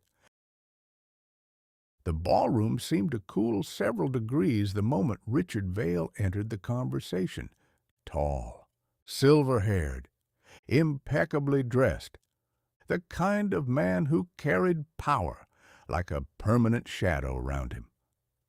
Guests nearby subtly shifted their attention toward him immediately. Conversations quieted. Investors watched carefully over champagne glasses. Richard Vale did not merely enter rooms, he controlled them. Savannah instinctively straightened beside Evelyn, every old instinct warning her to protect the fragile peace she had just begun rebuilding. Richard's sharp blue eyes landed on Savannah first, then on Landon across the ballroom, and finally back to her again. "So," he said smoothly, "the rumors are true." Landon appeared beside Savannah almost instantly, protective, alert. Richard noticed the movement immediately. "Interesting." "Father," Landon said coldly. "Son." No warmth existed between the two men, only tension polished into civility over decades. Richard's gaze returned to Savannah. "You've caused quite a surprise." Landon's expression hardened dangerously. "She's not a business headline." "No," Richard replied calmly, "because every board member in this hotel is currently discussing the existence of 3 unknown Vale heirs." Savannah felt nausea rise instantly. Heirs! Again that word, as if her children were stock assets instead of little humans who liked cartoons and hot chocolate. Landon stepped slightly in front of her. "My children are not negotiation pieces." Richard raised one eyebrow faintly. "You say that now." The implication hit hard. Landon's voice dropped lower. "Careful." Guests nearby had fully stopped pretending not to listen now. Savannah realized with growing horror that this family confrontation was becoming public spectacle. Exactly the kind of thing she never wanted near the children. Richard seemed entirely unbothered, in fact, almost amused. Then, unexpectedly, He looked directly at Savannah again. They look like him. The sudden shift caught her off guard. What? The children? Richard's expression remained unreadable, especially the boy. Savannah stayed silent because, despite everything, hearing even that small acknowledgment felt strangely emotional. Richards studied her carefully. You protected them well. Savannah frowned slightly, confused by the statement. Landon looked equally surprised. Then Richard sighed quietly, as though tired. When Landon was 6 years old, reporters followed him to school after one of my acquisitions made national news. The ballroom noise faded strangely around them. He was photographed crying outside his classroom. The picture ended up on newspaper covers. Landon's jaw tightened visibly. Savannah looked at him in shock. She had never heard this story before. Richard's gaze remained distant now, somewhere far behind the ballroom lights. My father told me weakness invited predators. His mouth curved bitterly. So I raised my son inside walls instead. Landon stared at him silently. Years of unresolved anger burned between them. Richard looked back toward Savannah again. You ran because you feared this family. Yes. At least someone had good instincts, eh? Evelyn exhaled sharply. Richard. No, he interrupted calmly. She deserves honesty tonight. For the first time all evening, Savannah sensed something unexpected beneath his cold exterior. Regret, not enough to erase damage, not enough to excuse cruelty, but real. Landon's voice remained icy. If you came to manipulate this situation, I came, Richard interrupted quietly, because I wanted to see whether the woman who walked away from my son was worth the destruction he caused afterward. Silence. Savannah blinked. What? Evelyn closed her eyes briefly like she already knew too much had been revealed. Richard looked directly at Landon. He nearly destroyed Vale Holdings after you disappeared. Savannah stared at Landon in disbelief. Landon looked furious now. Stop talking! But Richard continued anyway. He stopped attending board meetings, fired senior executives, spent months trying to find you instead of running the company. Savannah's chest tightened painfully. He searched for me? Landon laughed once without humor. Everywhere. The confession landed harder than she expected, because all those years she believed he moved on effortlessly while she struggled alone. He had been breaking too. Richard's voice softened almost imperceptibly. You were the only thing he ever chose over the company. The ballroom disappeared around Savannah completely. She looked at Landon standing beside her in black tie beneath crystal lights, emotion burning openly in his eyes now. And suddenly, she understood something she should have known years ago. Love had never been the problem. Fear was. Then movement exploded across the ballroom entrance. One of the event coordinators hurried toward them pale-faced and panicked. Mr. Vale. Landon turned immediately. What happened? There are reporters downstairs. Richard looked annoyed. Of course there are. But the coordinator continued nervously. They somehow found out about the children. Savannah's blood ran cold. No, not the children, not publicly.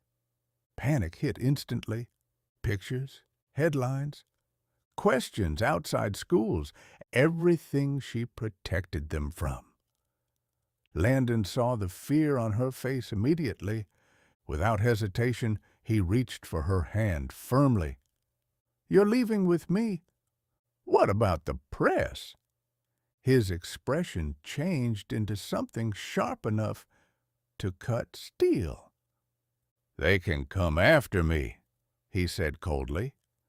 Then he looked toward the ballroom entrance where chaos already began spreading through the crowd. "But nobody comes near my family."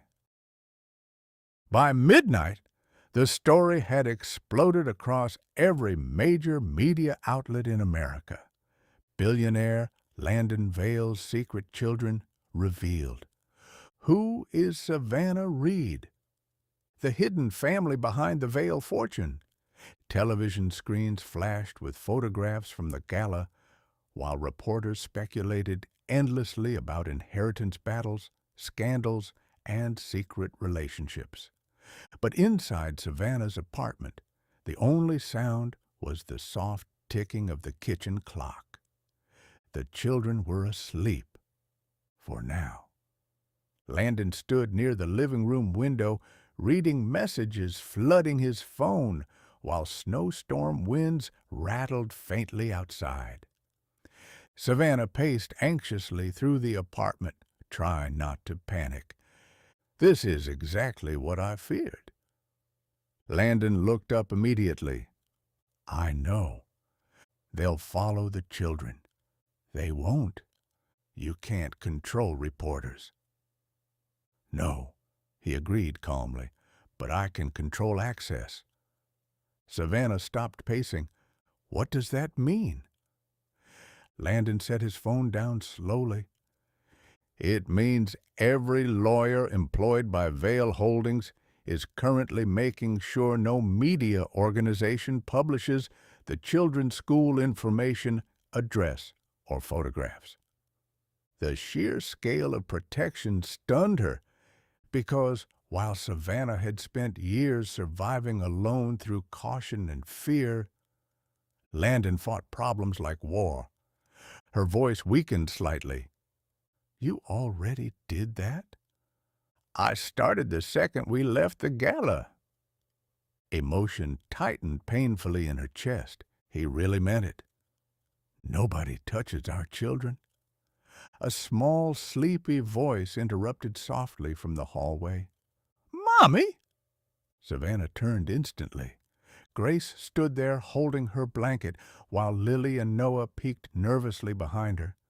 They looked frightened. Savannah's heart broke immediately. "What's wrong, baby?" Grace hesitated. "Why is our picture on TV?" The room fell silent.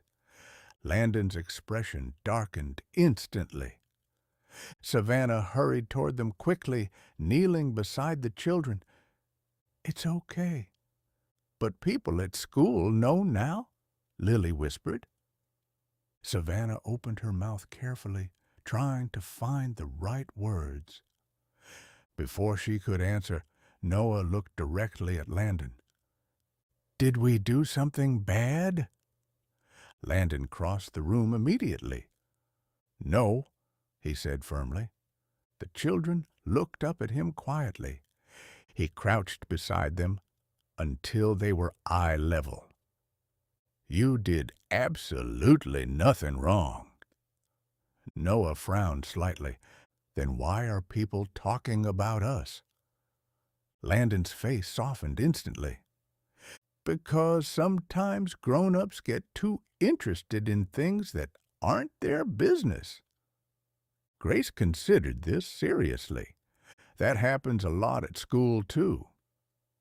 A surprised laugh escaped Savannah despite everything. Landon smiled faintly. "Yeah, adults aren't always better at it."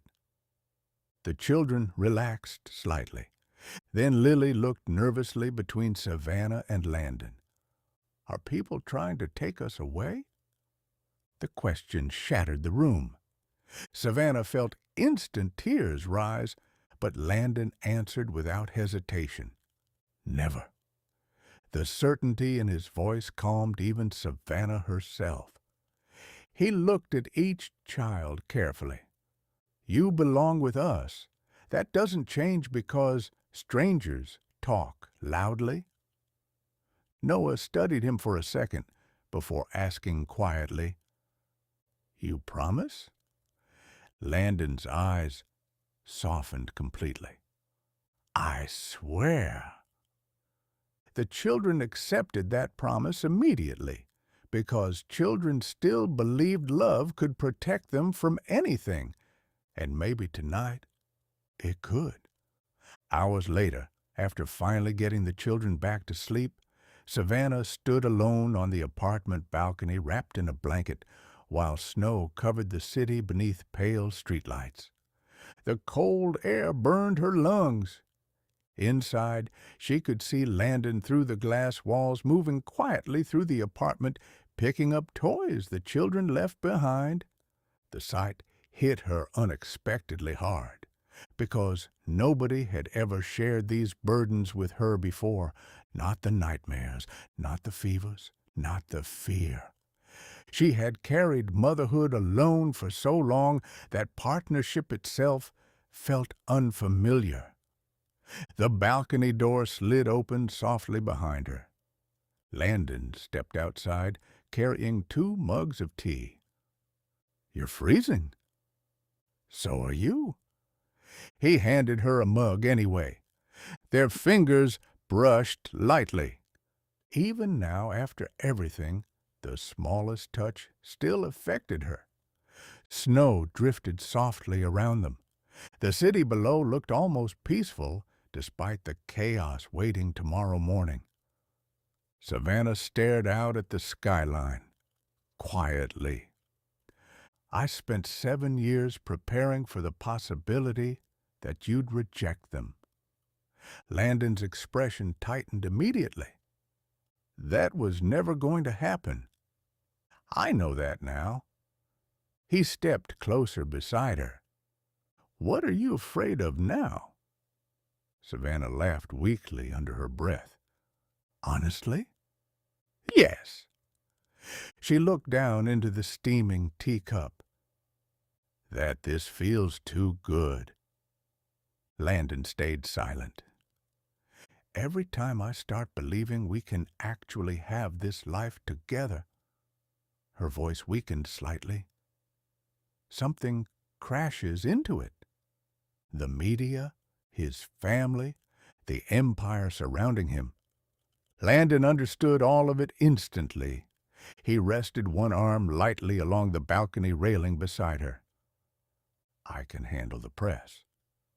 I'm not talking about reporters. Their eyes met. Savannah swallowed hard. Your world is enormous, Landon. And I don't know where me and the children fit inside it.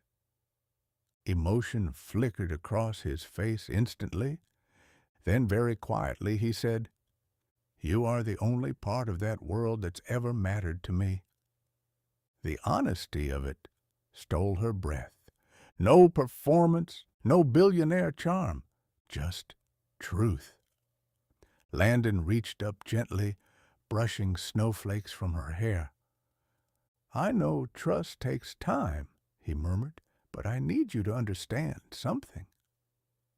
Savannah looked at him silently.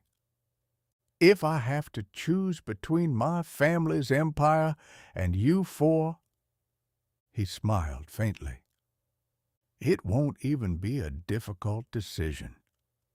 And standing there beneath falling snow while the city slept around them, Savannah finally stopped wondering whether he loved them enough. The real question now was whether she could survive loving him this much again. The peace lasted exactly 12 hours. By Monday morning, Black SUVs lined the street outside Savannah's apartment building. Not reporters, lawyers. Savannah saw them through the kitchen window while packing school lunches and instantly felt fear crash through her chest again. Landon noticed immediately. What happened? She pointed silently toward the street below. 3 men in dark coats stood near the entrance speaking quietly beside luxury vehicles.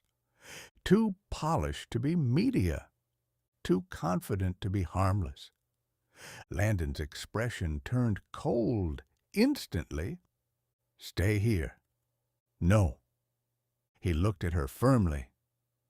Savannah, I am not hiding in my own apartment. The children sensed tension immediately. Grace lowered her spoon slowly. Noah stopped talking mid-sentence. Lily moved closer to Savannah instinctively. Children always knew. Landon crouched beside them calmly.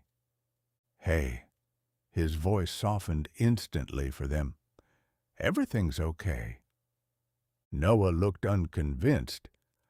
Then why do you look murdery? A startled laugh escaped Savannah despite the panic. Even Landon almost smiled. Because adults are annoying sometimes. Grace narrowed her eyes suspiciously. That's true. Landon stood again and moved toward the apartment door. Savannah followed immediately. The hallway outside felt unnaturally quiet. Then the knock came. 3 slow professional taps. Landon opened the door before Savannah could react.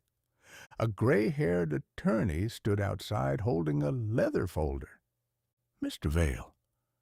Wrong morning for this, Howard. The lawyer glanced briefly toward Savannah before speaking carefully. Richard Vale requested immediate family review proceedings. Savannah felt sick instantly. What does that mean? The lawyer shifted uncomfortably. It means the Vale Family Legal Office intends to establish formal guardianship structures regarding the children's future interests. Landon's face hardened dangerously. No. Sir, the board is concerned about inheritance stability, and I don't care what the board thinks. The lawyer hesitated. There's also discussion regarding educational relocation. Savannah went completely still. What? The lawyer continued carefully, clearly regretting his own existence at this moment. Certain family members believe the children would benefit from more protected academic environments. Protected elite schools, security, private estates, controlled lives. Savannah suddenly understood exactly what this really was. Not protection, ownership. They're not taking my children, she whispered. Landon turned immediately toward her. Nobody is taking them. But for the first time since he returned, Savannah saw something dangerous in his expression. Uncertainty. Because this wasn't emotional family drama anymore. This was legal machinery, corporate influence, dynastic wealth, things far larger than ordinary people. Howard cleared his throat nervously. There's another issue. Landon's patience snapped visibly. Do you enjoy risking your life, Howard? The press obtained photographs of the children entering school this morning. Savannah felt all the air leave her lungs. No, no, no, no. She grabbed the lawyer's arm instantly. What photographs? Howard opened the folder carefully. Tabloid images stared back at her. Noah climbing out of the SUV.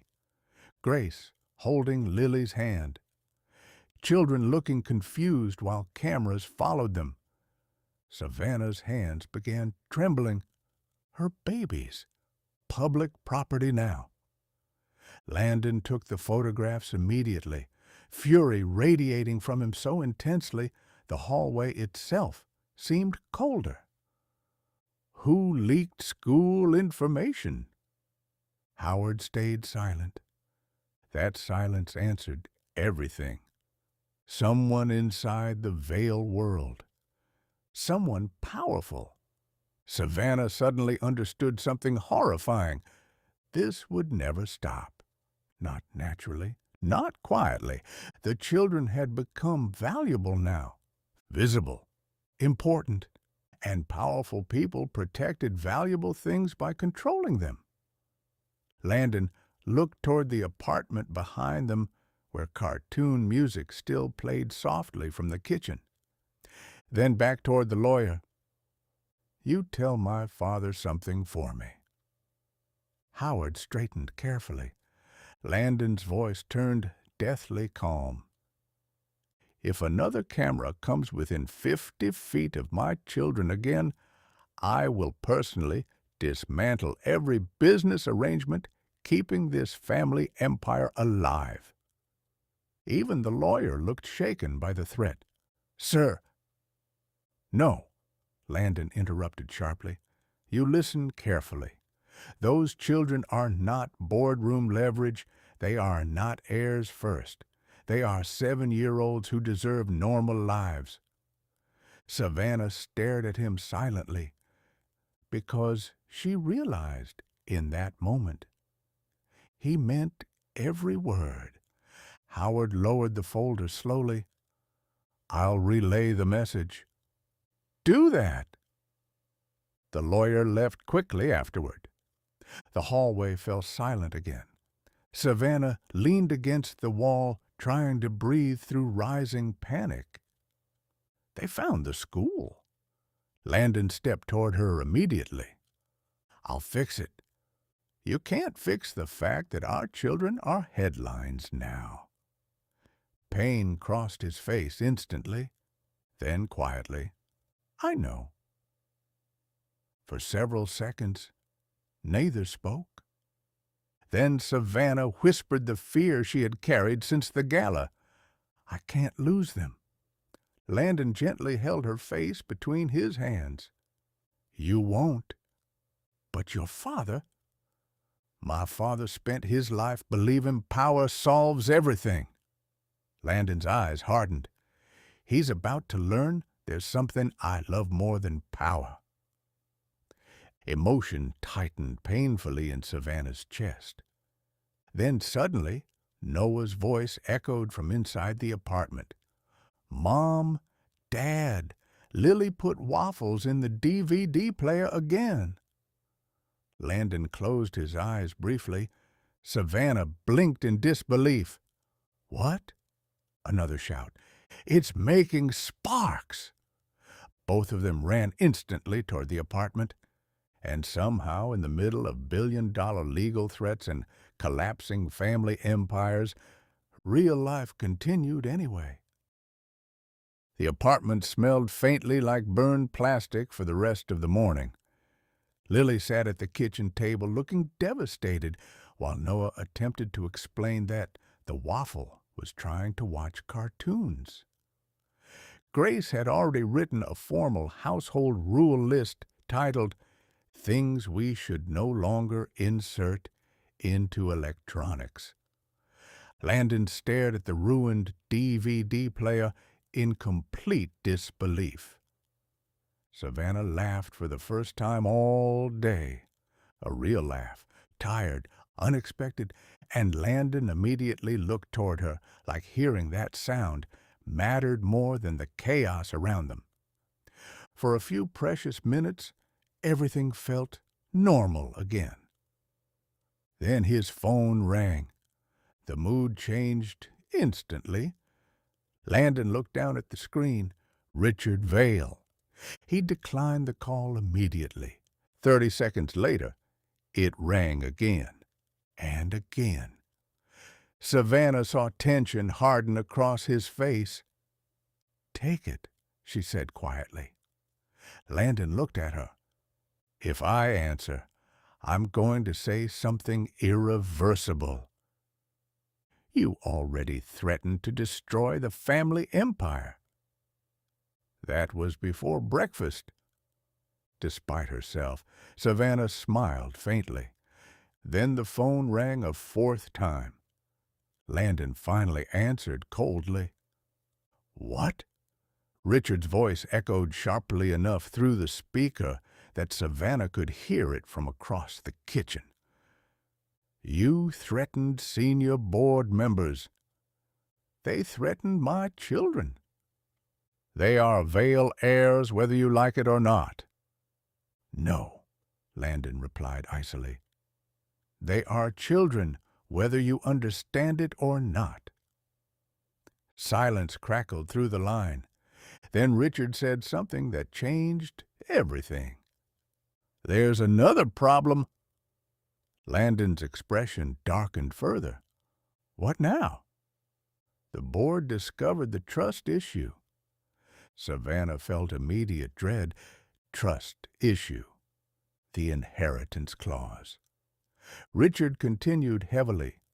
If the existence of your children becomes legally formalized, control of the company changes automatically. Landon stayed silent. Savannah slowly understood. The board wasn't afraid of scandal. They were afraid of losing power. Richard's voice lowered. Several investors are already discussing emergency restructuring. Translation: they blamed the children. Savannah suddenly felt sick again. Then let them restructure, Landon said flatly. You would walk away from a $30 billion company? Yes. No hesitation. None. Even Savannah looked stunned. Richard clearly was too. You're speaking emotionally? No, Landon replied quietly. For the first time in my life, I'm speaking clearly. The line went silent. Then Richard asked the question softly. Do you really love them that much? Landon looked toward the children instantly. Noah now wore a dish towel as a superhero cape. Grace was lecturing Lily about electrical safety. Savannah stood barefoot beside the kitchen counter, holding coffee she forgot to drink. Home. Real home. Not penthouses, not boardrooms. This. His expression softened completely. Yes. Richard exhaled slowly on the other end. Then, unexpectedly, so did I once. Landon frowned slightly. What? But Richard had already continued. Come to the estate tonight, alone. The line disconnected. The Vale estate sat outside Boston, surrounded by iron gates and snow-covered pine trees. Savannah hated it instantly. Too large, too quiet, too controlled. Landon parked the car slowly beneath the massive stone entrance while snow drifted across the windshield.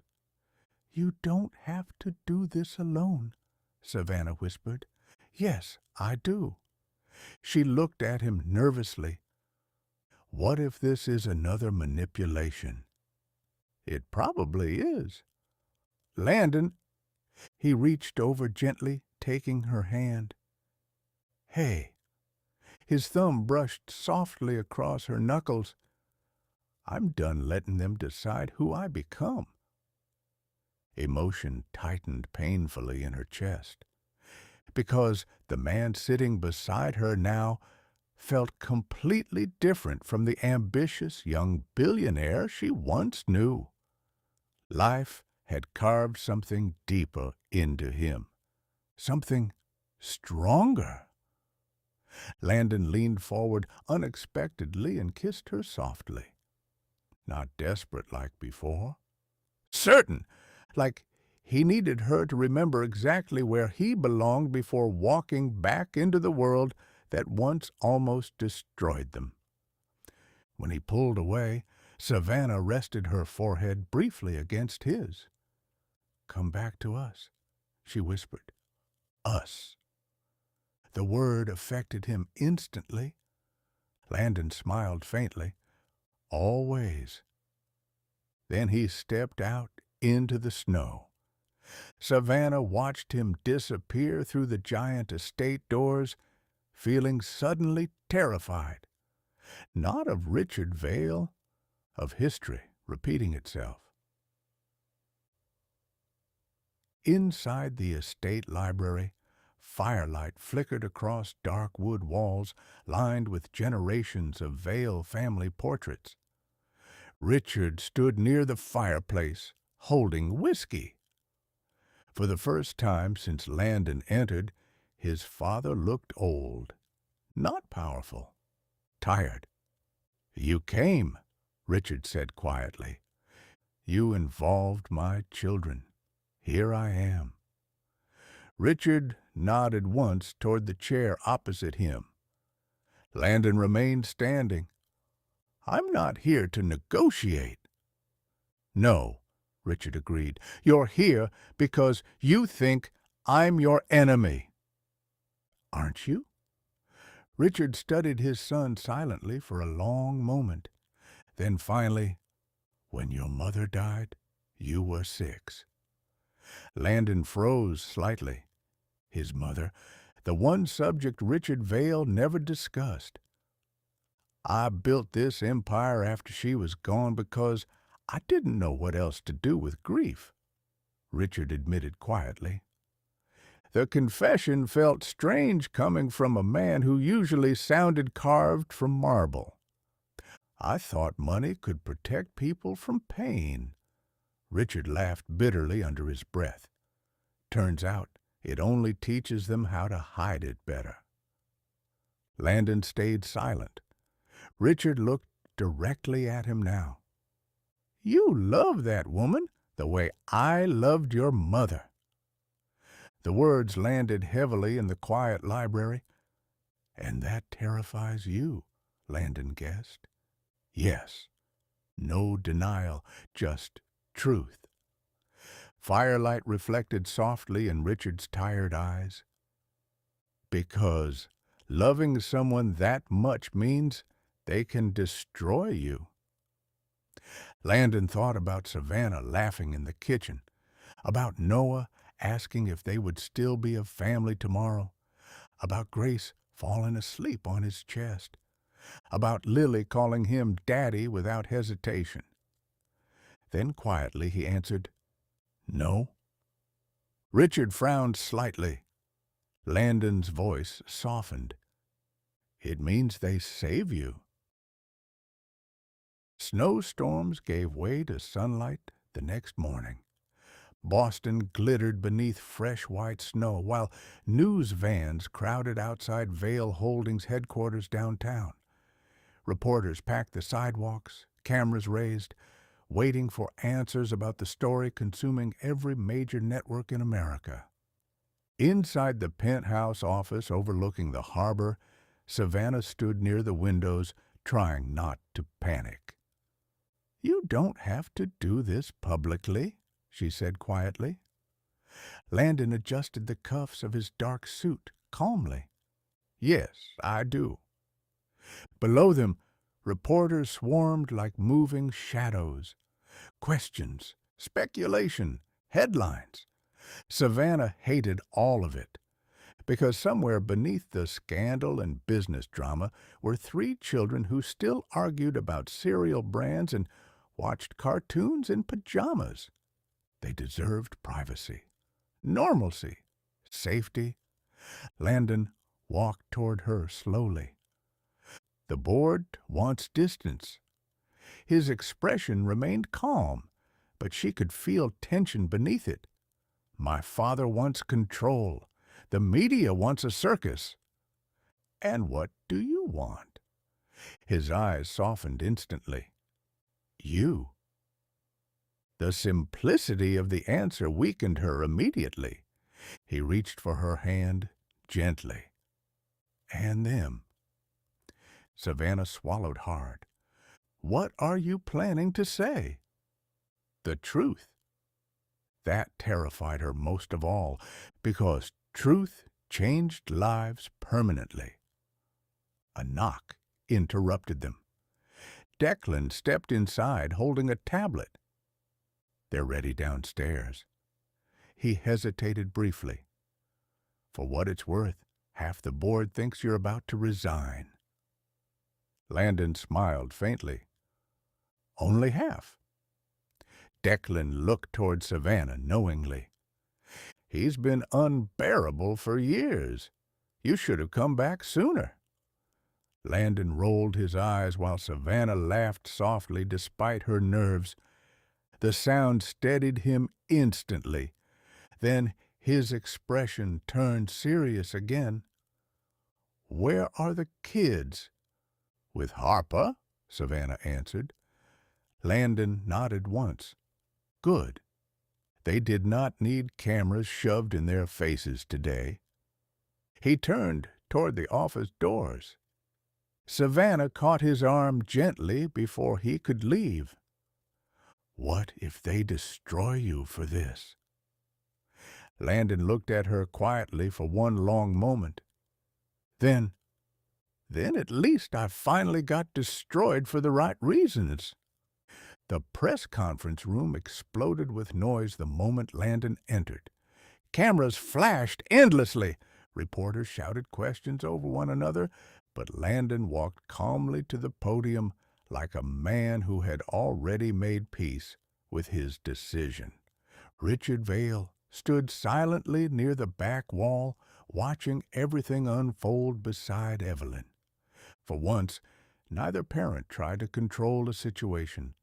Savannah remained just out of sight backstage, heart pounding violently. The room slowly quieted. Landon looked across the crowd steadily. "For the past week," he began calmly, "there has been intense media attention surrounding my private life and my family." More camera flashes. He continued anyway.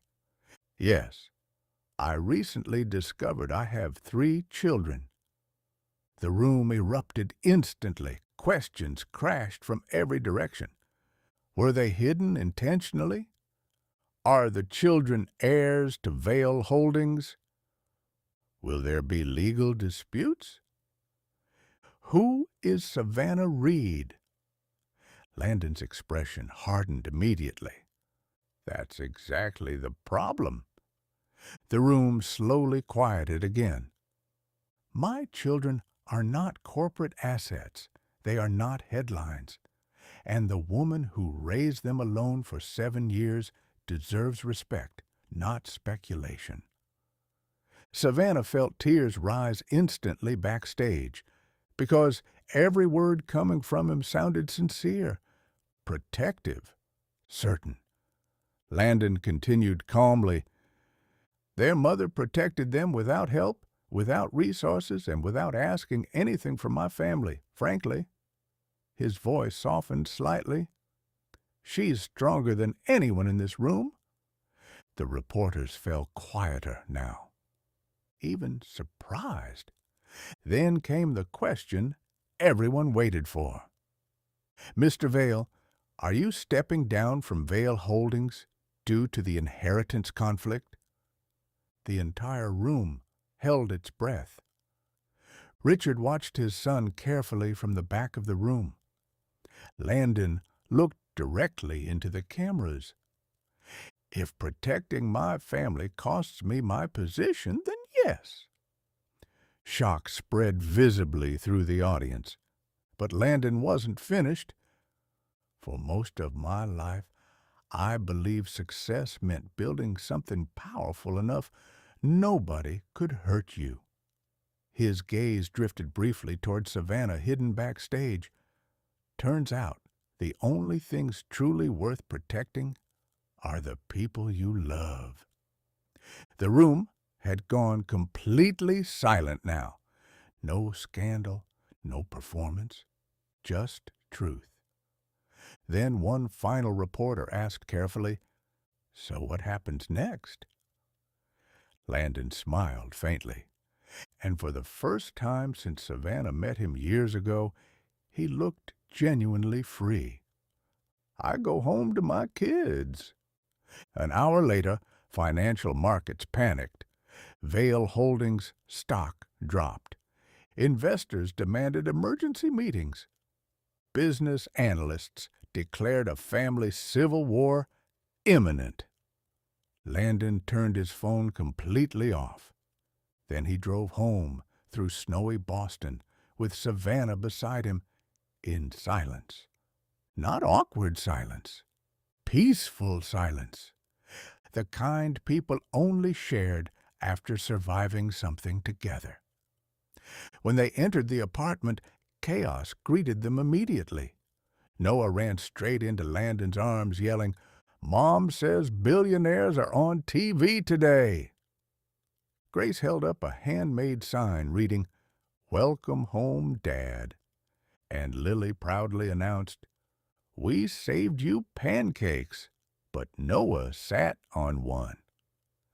Landon laughed helplessly while pulling all three children into his arms at once. Savannah stood watching from the doorway quietly. Her chest hurt from loving them too much.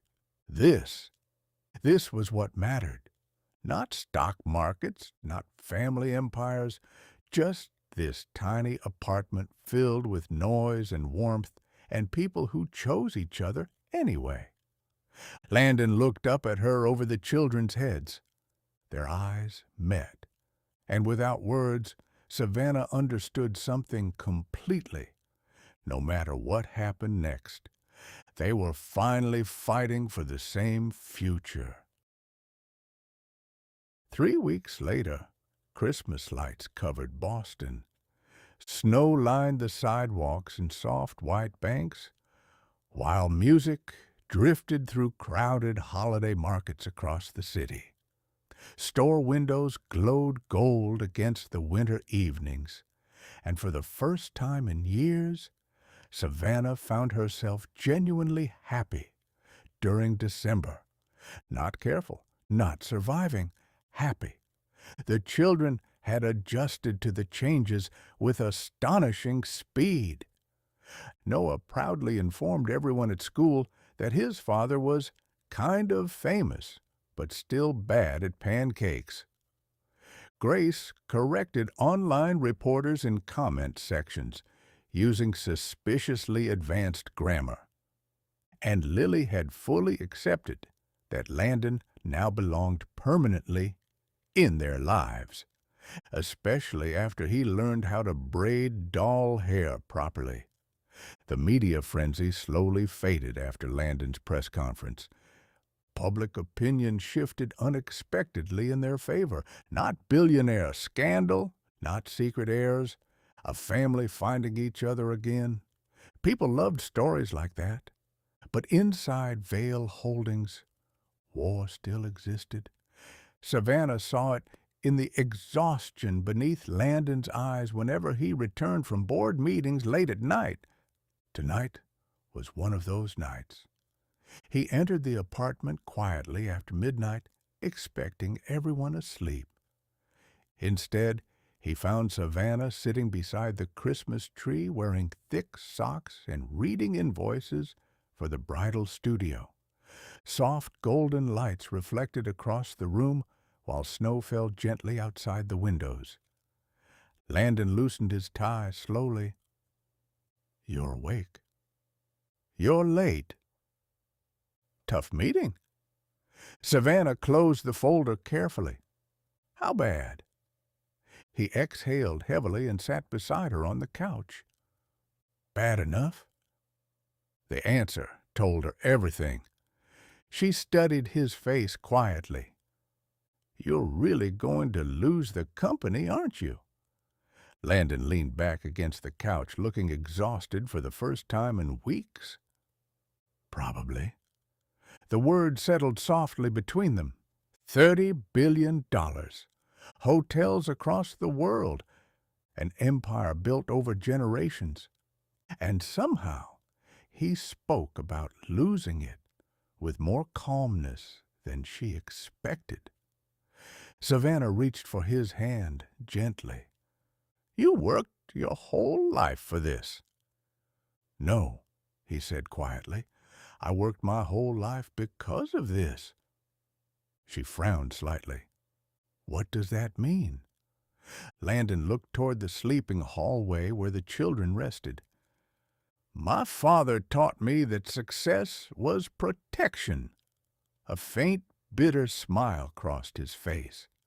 "But all it really did was keep me lonely."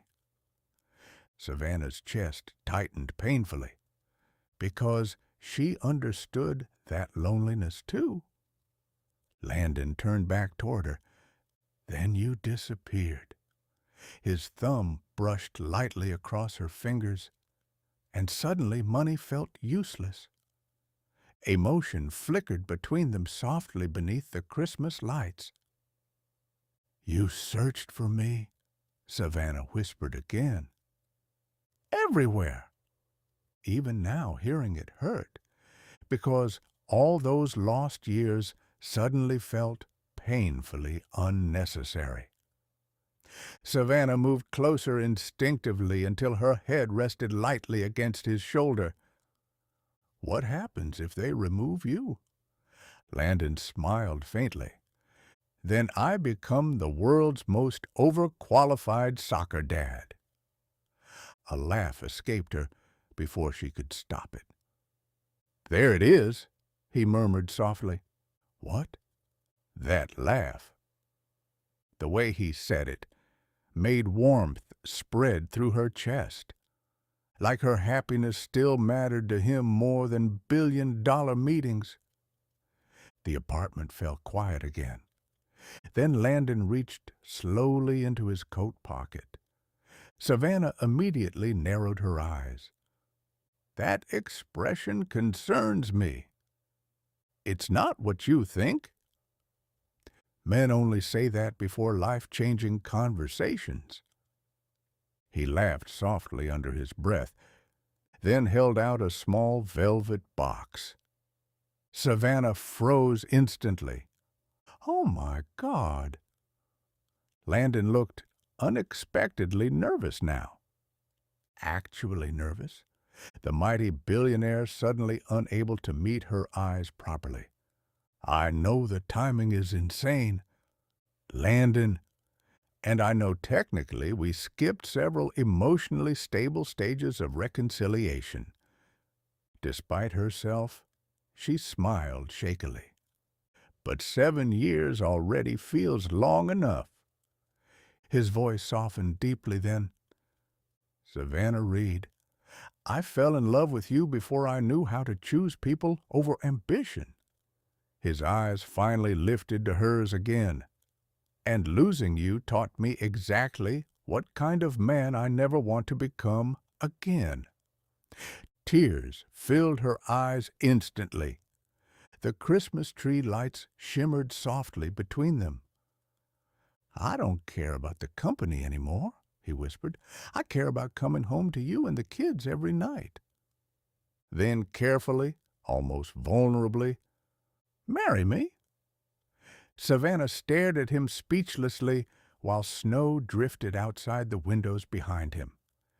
This beautiful, impossible man, the father of her children, the love she survived losing, the person who somehow found his way back to her after everything.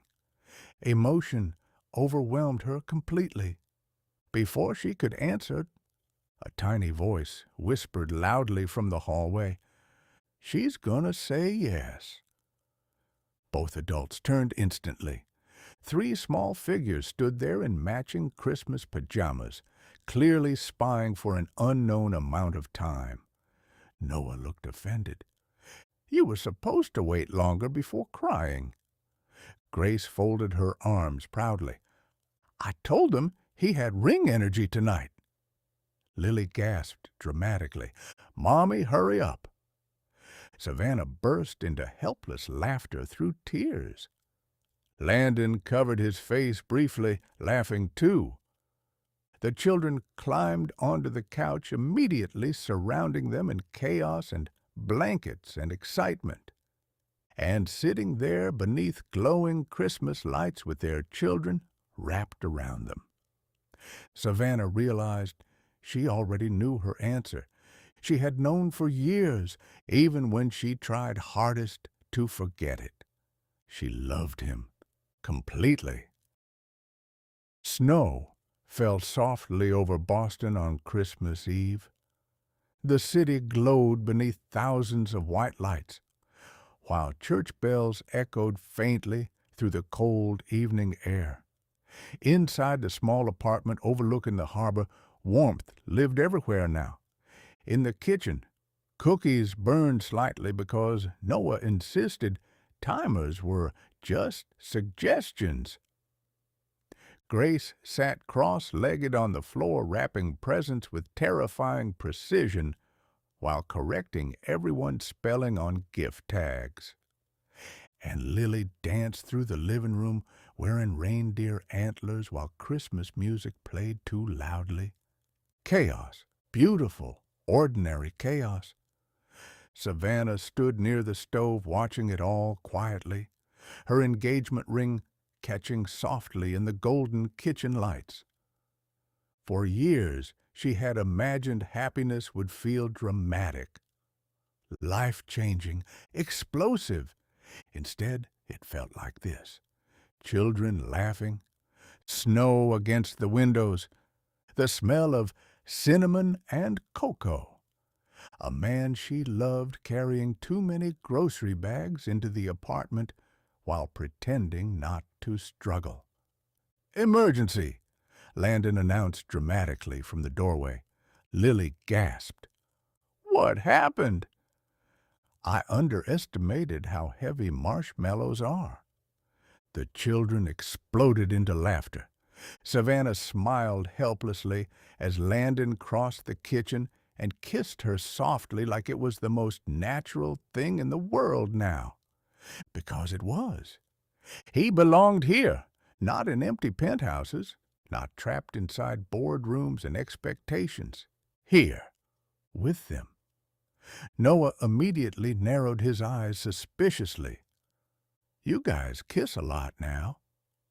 Grace sighed dramatically. "It's called romance, Noah." "It's called gross," he corrected. Landon crouched beside him seriously. "One day, you'll understand." "No thanks." Savannah laughed quietly while stirring hot chocolate. The apartment felt smaller lately, not crowded, full, like every lonely, empty space inside it had finally been filled with life. A knock sounded at the door. Landon stood slowly. "I'll get it." Savannah expected Harper, maybe a neighbor. Instead, silence followed, then Landon's surprised voice. "Dad?" The room quieted instantly. Richard Vale stood in the doorway holding several carefully wrapped Christmas gifts while snow dusted the shoulders of his dark coat. For one awkward second, nobody moved. Then Lily whispered loudly, "He looks like Daddy, but grumpier." Richard blinked. Savannah nearly choked, trying not to laugh. Even Landon looked dangerously close to smiling. Richard cleared his throat stiffly. "I was told children receive gifts on this holiday." Noah studied him carefully. "Are you rich or normal rich?" Landon closed his eyes briefly. "Buddy." Richard surprised everyone by answering calmly. "Unfortunately, probably rich. Noah looked impressed. "Cool." The tension cracked instantly. Grace stepped forward first because Grace feared absolutely nothing on earth. "You're our grandpa." Richard looked completely unprepared for the question. Yes. Lily considered this carefully. Do grandpas hug people? Savannah watched genuine panic flash across Richard Vale's face for perhaps the first time in his adult life. Then, very awkwardly, he crouched slightly. Lily launched herself into his arms without hesitation. And just like that, the terrifying billionaire patriarch lost every remaining defense he had. Savannah saw it happen in real time. The softening, the emotion, the realization that these children loved before they judged.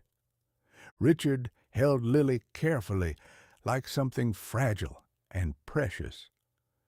Then Noah walked over, holding a burnt cookie. You can have this one. Mom says honesty matters, and this tastes terrible. A startled laugh escaped Richard before he could stop it. The sound stunned everyone, including him. Landon looked toward Savannah quietly across the room. And in that moment, she understood something important. Families were messy, complicated, broken sometimes. But love rebuilt things fear tried to destroy. Hours later, after gifts were opened and the children finally fell asleep beneath the Christmas tree, Savannah stood alone on the balcony wrapped in Landon's coat, watching snow cover the silent city. Landon stepped behind her, arms sliding gently around her waist. Inside, soft Christmas lights glowed around sleeping children and half-opened presents. Home. Real home. You okay? He whispered. Savannah leaned back against him comfortably. Yes. And she meant it. For the first time in years, there were no secrets left. No running. No fear of tomorrow. Only love. Messy. Complicated. Extraordinary love. Landon kissed softly beneath her ear. What are you thinking about? Savannah looked out across snowy Boston one last time before answering quietly, that all those years ago, I thought leaving you would protect us. He held her tighter. And now? She smiled. Now I think loving each other was the thing that protected us all along. Behind them, Noah's sleepy voice suddenly echoed from inside the apartment. Mom, Dad, Grandpa snores louder than cartoons. Savannah burst into laughter. Landon groaned, and somewhere beneath Christmas lights and falling snow, surrounded by children and second chances, and the beautiful chaos of finally belonging to one another, a family began again. The snow continued falling long after midnight. Boston slept beneath white streets and glowing windows while soft Christmas lights flickered quietly inside the apartment overlooking the harbor. Savannah stood in the hallway for a moment, watching her family sleep. Noah sprawled sideways beneath the tree with wrapping paper stuck to his sock. Grace still held a book against her chest, even in sleep. Lily had somehow stolen half the blankets in the apartment, and beside the couch, Richard Vale slept awkwardly in an armchair while an unfinished cookie rested in his hand. Savannah smiled softly. Then her eyes found Landon. He stood near the window, watching the snowfall outside, one hand resting in his pocket, the other holding a mug of forgotten coffee, gone cold hours ago. For years, she thought love was supposed to be perfect, untouched by mistakes, untouched by fear. But now she finally understood the truth. Love was imperfect people choosing each other anyway, again and again. and again. Landon looked toward her and smiled gently. That smile still felt like home. Savannah crossed the room quietly and slipped into his arms while the city glowed beneath them. No promises were needed anymore, no grand speeches, because after everything they lost, everything they survived, they were finally here together. And somewhere beyond the snowy windows, the world kept moving. Fast, loud, complicated. But inside this tiny apartment filled with laughter, forgiveness, and second chances, love had finally found its way home. Thank you for listening to The Billionaire's Three Little Secrets. If this story touched your heart, don't forget to like, subscribe, and share it with someone who still believes in second chances.